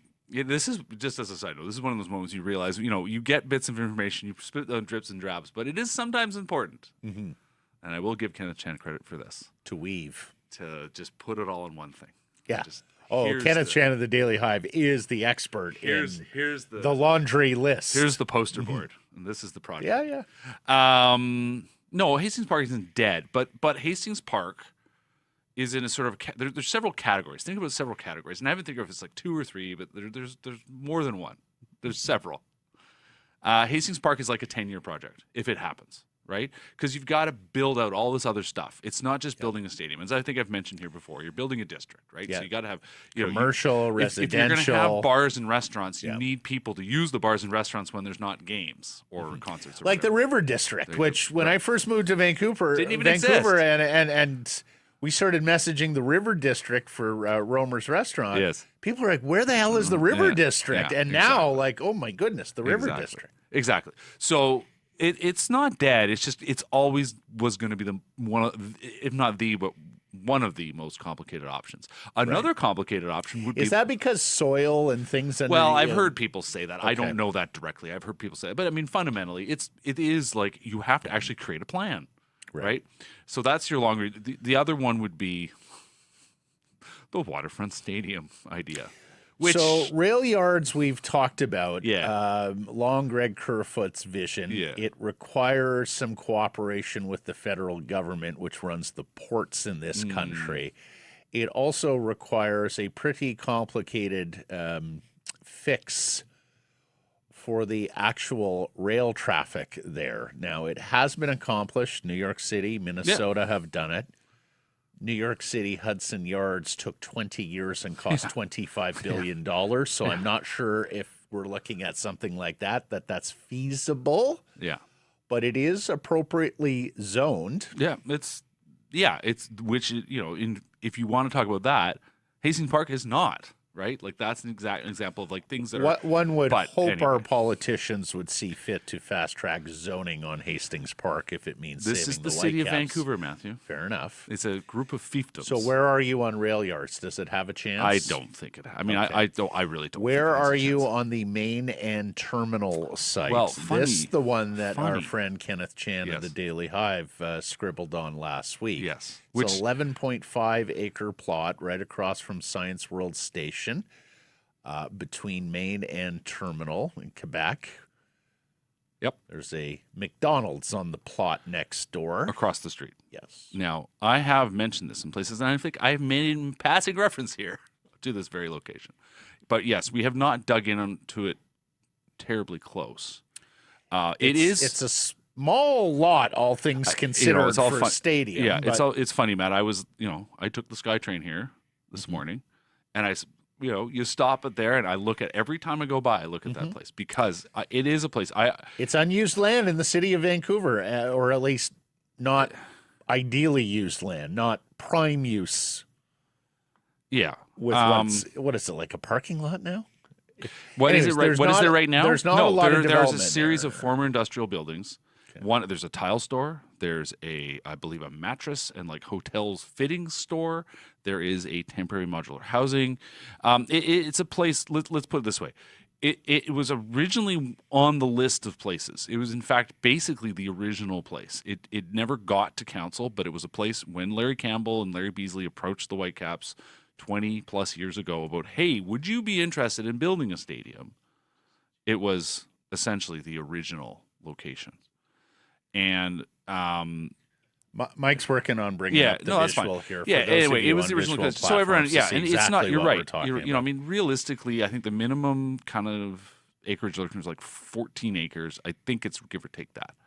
It's tight, but you could do it.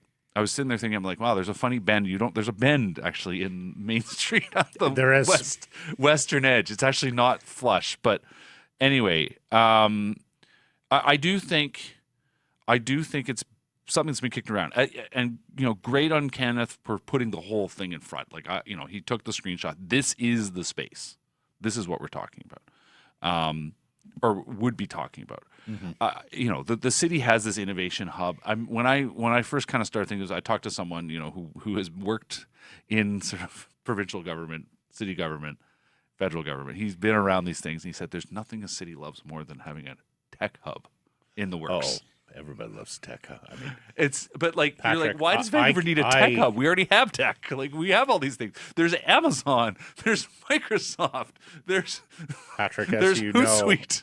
All these things. I grew up in Canada, Ontario, which proudly declared itself Ontario's technology capital, then Canada's technology. Corral. We are Silicon Valley North. Oh my goodness, were people proud of that. Yes, Corral. For those of you who are really, really old, there used to be a hell of a competitor to Microsoft's Word. It was called Corral, and it was oh my God, Canadian made. There's also a beautiful golf course there now, designed by Robert Trent Jones, the famous Welsh architect. There is the plot of land that we are talking about. So you see the T there, the SkyTrain station across Terminal.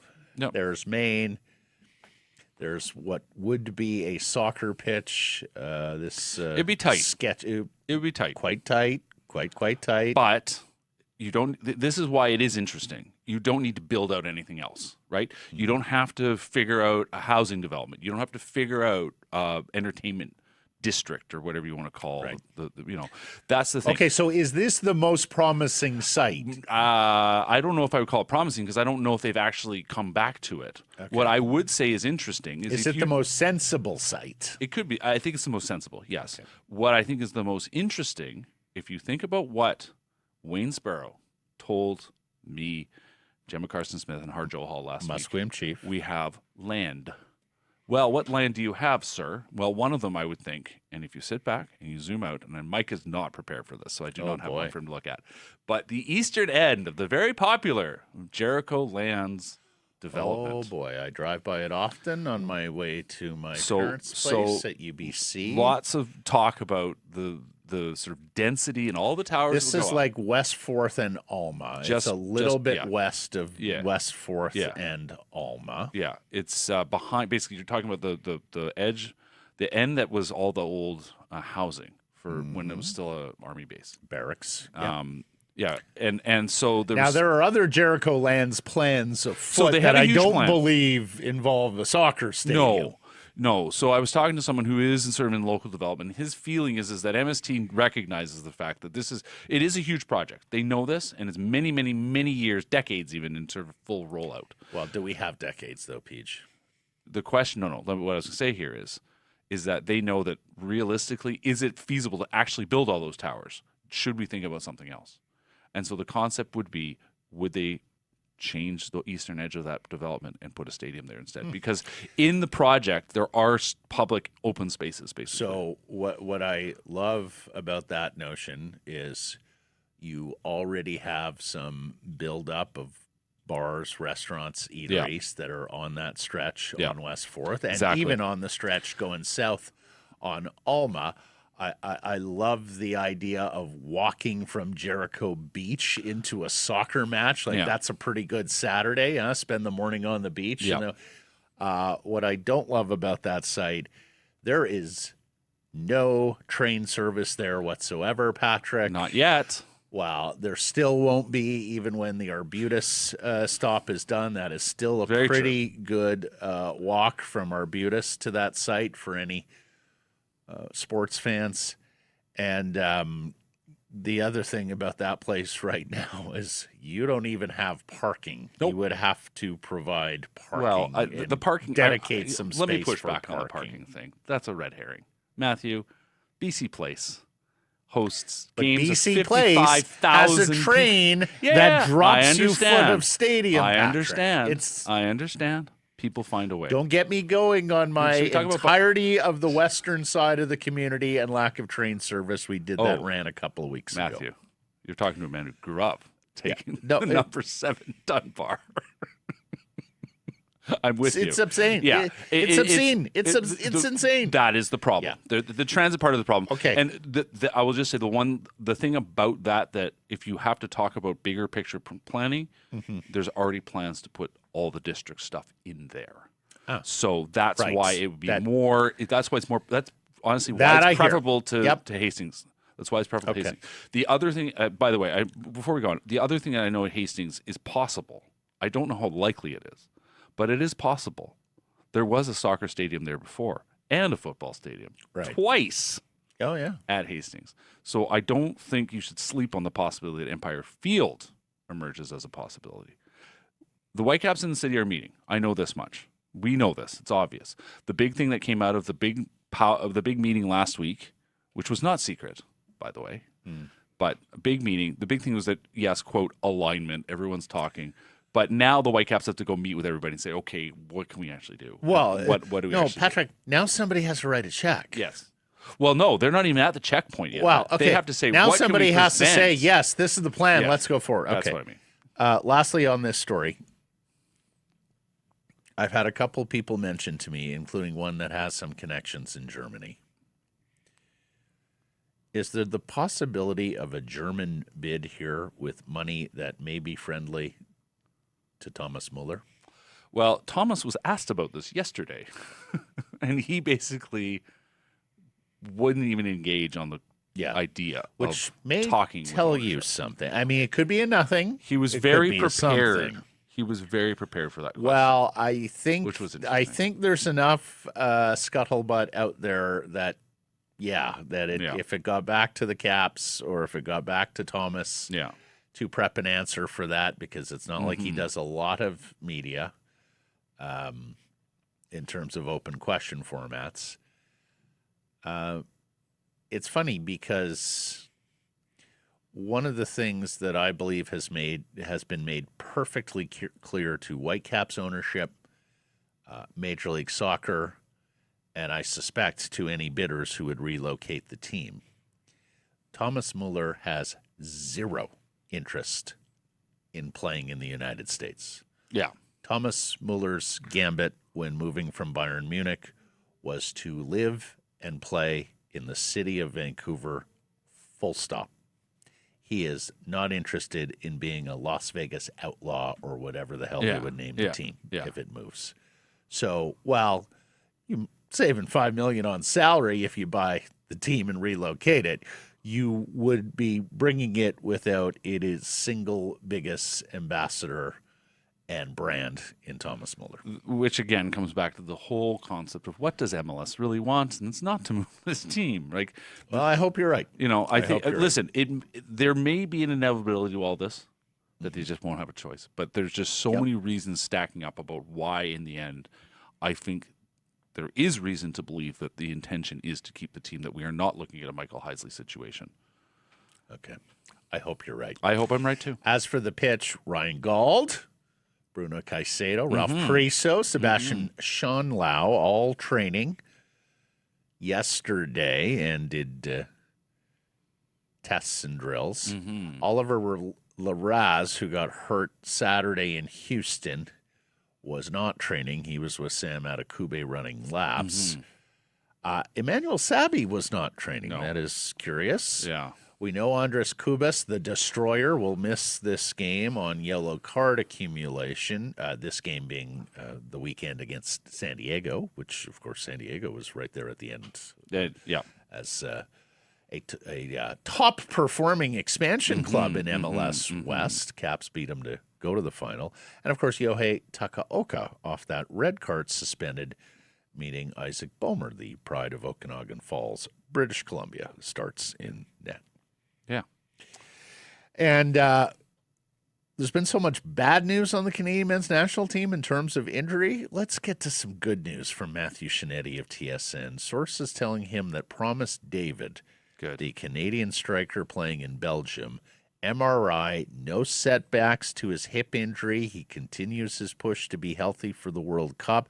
Recovery has been deemed remarkable, but there's still some work to be done and some evaluation to be done here. But it does look like that big post-up striker, Promise David, should be available to Canada alongside the other scoring options they have up front, most needed, because with the state of center back where there's like 7 guys hurt, they may need to outscore their problems early in the World Cup.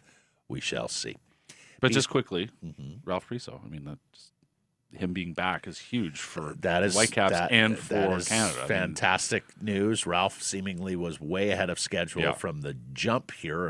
Got hurt in the early moments of his first appearance with the Canadian men's national team in a carded match. He smiled yesterday when I said how much of the mental challenge was it, knowing not only do you just want to get back to fit, but like there's the World Cup. Yeah. He actually was admitted. He goes, everyone had to say, Ralph, first of all, you have your whole life ahead of you. Well, and he goes, I know. But he did, and he was just like, he stayed focused. He said, truly, I mean, in the end, it was clear that like that helped him stay on task. There's no doubt about it. Well, Patrick, rewind it 1 year. There wasn't a single person even breathing his name around the Canadian men's national team and potentially playing in a home World Cup. And let alone as a defender. Let alone as a center back. It's not his natural position. Yeah. So, no. I have got so much time for Ralph Priso. Really laid-back cat, too. You can understand why, like, going to a personality like that, how would you like to play center back? Lands a lot better than with a jumpier, edgier guy. BC Lions camp, Kamloops, where Gary Peters, defensive back, started participating with the first-team defense at yesterday's padded practice. A ditto for wide receiver Stanley Berryhill. He's been nursing a hamstring injury. He got back with the starting offense. New shooter Joshua Donovan signed out of Argos camp, repped with the first-team offense as Corey Woodruff spent some time on the sidelines. And the festivities begin tomorrow with an evening concert at Starlight Stadium, followed by the sold-out Saturday preseason game. In Langford, Vancouver Island, BC Lions versus Edmonton Elks. Kickoff is 2 p.m. Should be a lot of fun. Love the fact that the Lions are doing a preseason game on the island and making sure they touch that area of the province. As the late Bobby Ackles used to always say, it's not the Vancouver Lions, it's the BC Lions. Aaron Rodgers says 2026 will be his final NFL season. I think we already knew that, Aaron. He's back with the Steelers for one more go. His 22nd NFL season. He will turn 43 years of age in December, and he's hoping those are meaningful games in December for the black and gold. Trey Savage, 6 scoreless innings, strikes out 8, including Aaron Judge 3 times. As the Jays finally get a win in the Bronx, Savage, he owns the Yankees. Last year in the postseason, and then this year when they really need it, they were staring down the barrel of a third straight loss to the Pinstripers. Through 5 starts this year, Savage, 25 innings, 29 strikeouts, a 1.07 ERA. Final game of the 4-game set goes today. Bullpen game for the Jays with Braden Fisher opening, Spencer Myers in bulk relief. Mariners, they win 5-4. They take the series from the White Sox. Canadian reliever Matt Brash gets the victory, fresh off his return from the IL. The bigger news surrounds shortstop J.P. Crawford, or should I say infielder J.P. Crawford. We weren't the only ones to mention that his defense at the most demanding defensive position on the dirt had started to wane this year, hasn't looked up to snuff there. The M's want to test him at third base to make room for prize prospect Colt Emerson. J.P. Crawford on transitioning to third base, quote, "I want to be a Mariner for life, and I think that's the best way to do it." So there you go, another guy who's taking a position change in stride. Last night was game number 900 for Crawford as a Mariner. That ranks 10th all-time. He has DH'd twice. He has played third base 13 times, so it's 885 of those 900 at shortstop. If you don't know, his father, Larry Crawford, was a great BC Lions defensive back in the 80s, so we've always had a soft spot for JP. Vancouver Canadians win in Spokane thanks to another scintillating effort from starting pitcher Nolan Perry and 2 home runs from Alexis Hernandez. Perry, 5 innings, no runs, 1 walk, 10 strikeouts, 83 pitches.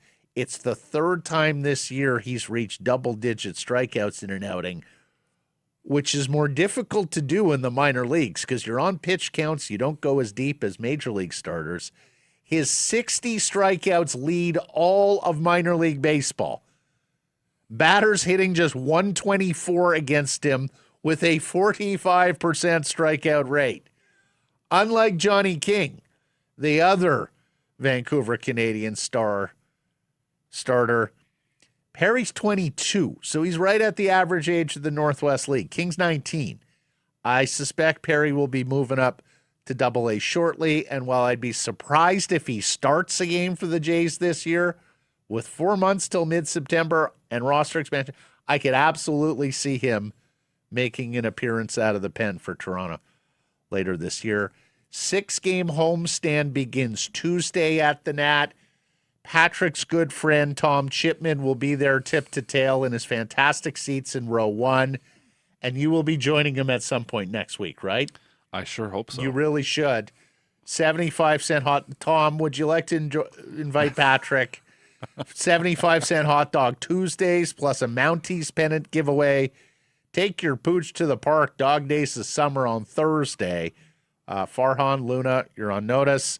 Friday nooner. Card set giveaway Saturday. Kids jersey giveaway Sunday. You should take the little one Sunday. We're talking about it. Huge week of activities and activations at the Nat. Get your tickets 604-872-5232 or CanadiansBaseball.com. Poll question results from yesterday. We asked, should the Canucks even bother to interview a head coaching candidates other than Manny Malhotra? What would you vote? Should they even bother to talk to other people outside of Manny? Yes, but no. I mean, no. Yes, but no. What that answer? Way to be decisive, Peach. No got 53% of the vote. Kenny says, nope, get on with it. Craft beer guy, it's free intel. Why not? Yeah, I think that is the argument. Absolutely. You should absolutely talk to people. And as I said yesterday, Peach, talk to coaches who have experience on the front end of a rebuild. Get the learnings from the guys who have been looking down the long road of a rebuild, what they did well, what they did poorly, what they would change, things to avoid. Get all that intel. Yeah. Chef swagger, because no one in the kitchen has swagger like Chef. I believe Manny is the right person for the job, but I also believe it would be foolish not to interview other candidates when you're in the position the Canucks are in. Leave no stone unturned. They interviewed other GM candidates and still went with RJ, and Joe said they have who they need. Just get on with it. Errors and omissions from yesterday's program before any of you pedantics jump down his throat. Yes, Cam Robinson said unanimous and then went on to say 8 or 9 out of 10. We understand 8 or 9 out of 10 is not unanimous. It is simply consensus. You leave Cam alone. Thanks Listen, for joining Cam had us. his birthday last week. That's right, and a big milestone birthday. Exactly. When you hit the number that Cam did, suddenly things become more difficult. Believe you me. Thanks for joining us, everybody. Appreciate you spending some time connecting with the program. Please do subscribe to all our assorted channels, YouTube, and wherever you get your podcasts. Follow on social, X, Insta, Facebook, TikTok, YouTube. Blue Sky will be live on many of those platforms, noon Pacific time weekdays. And, of course, please do support the community sponsors you hear us talking about. He'll be back tomorrow as well. Keep it local.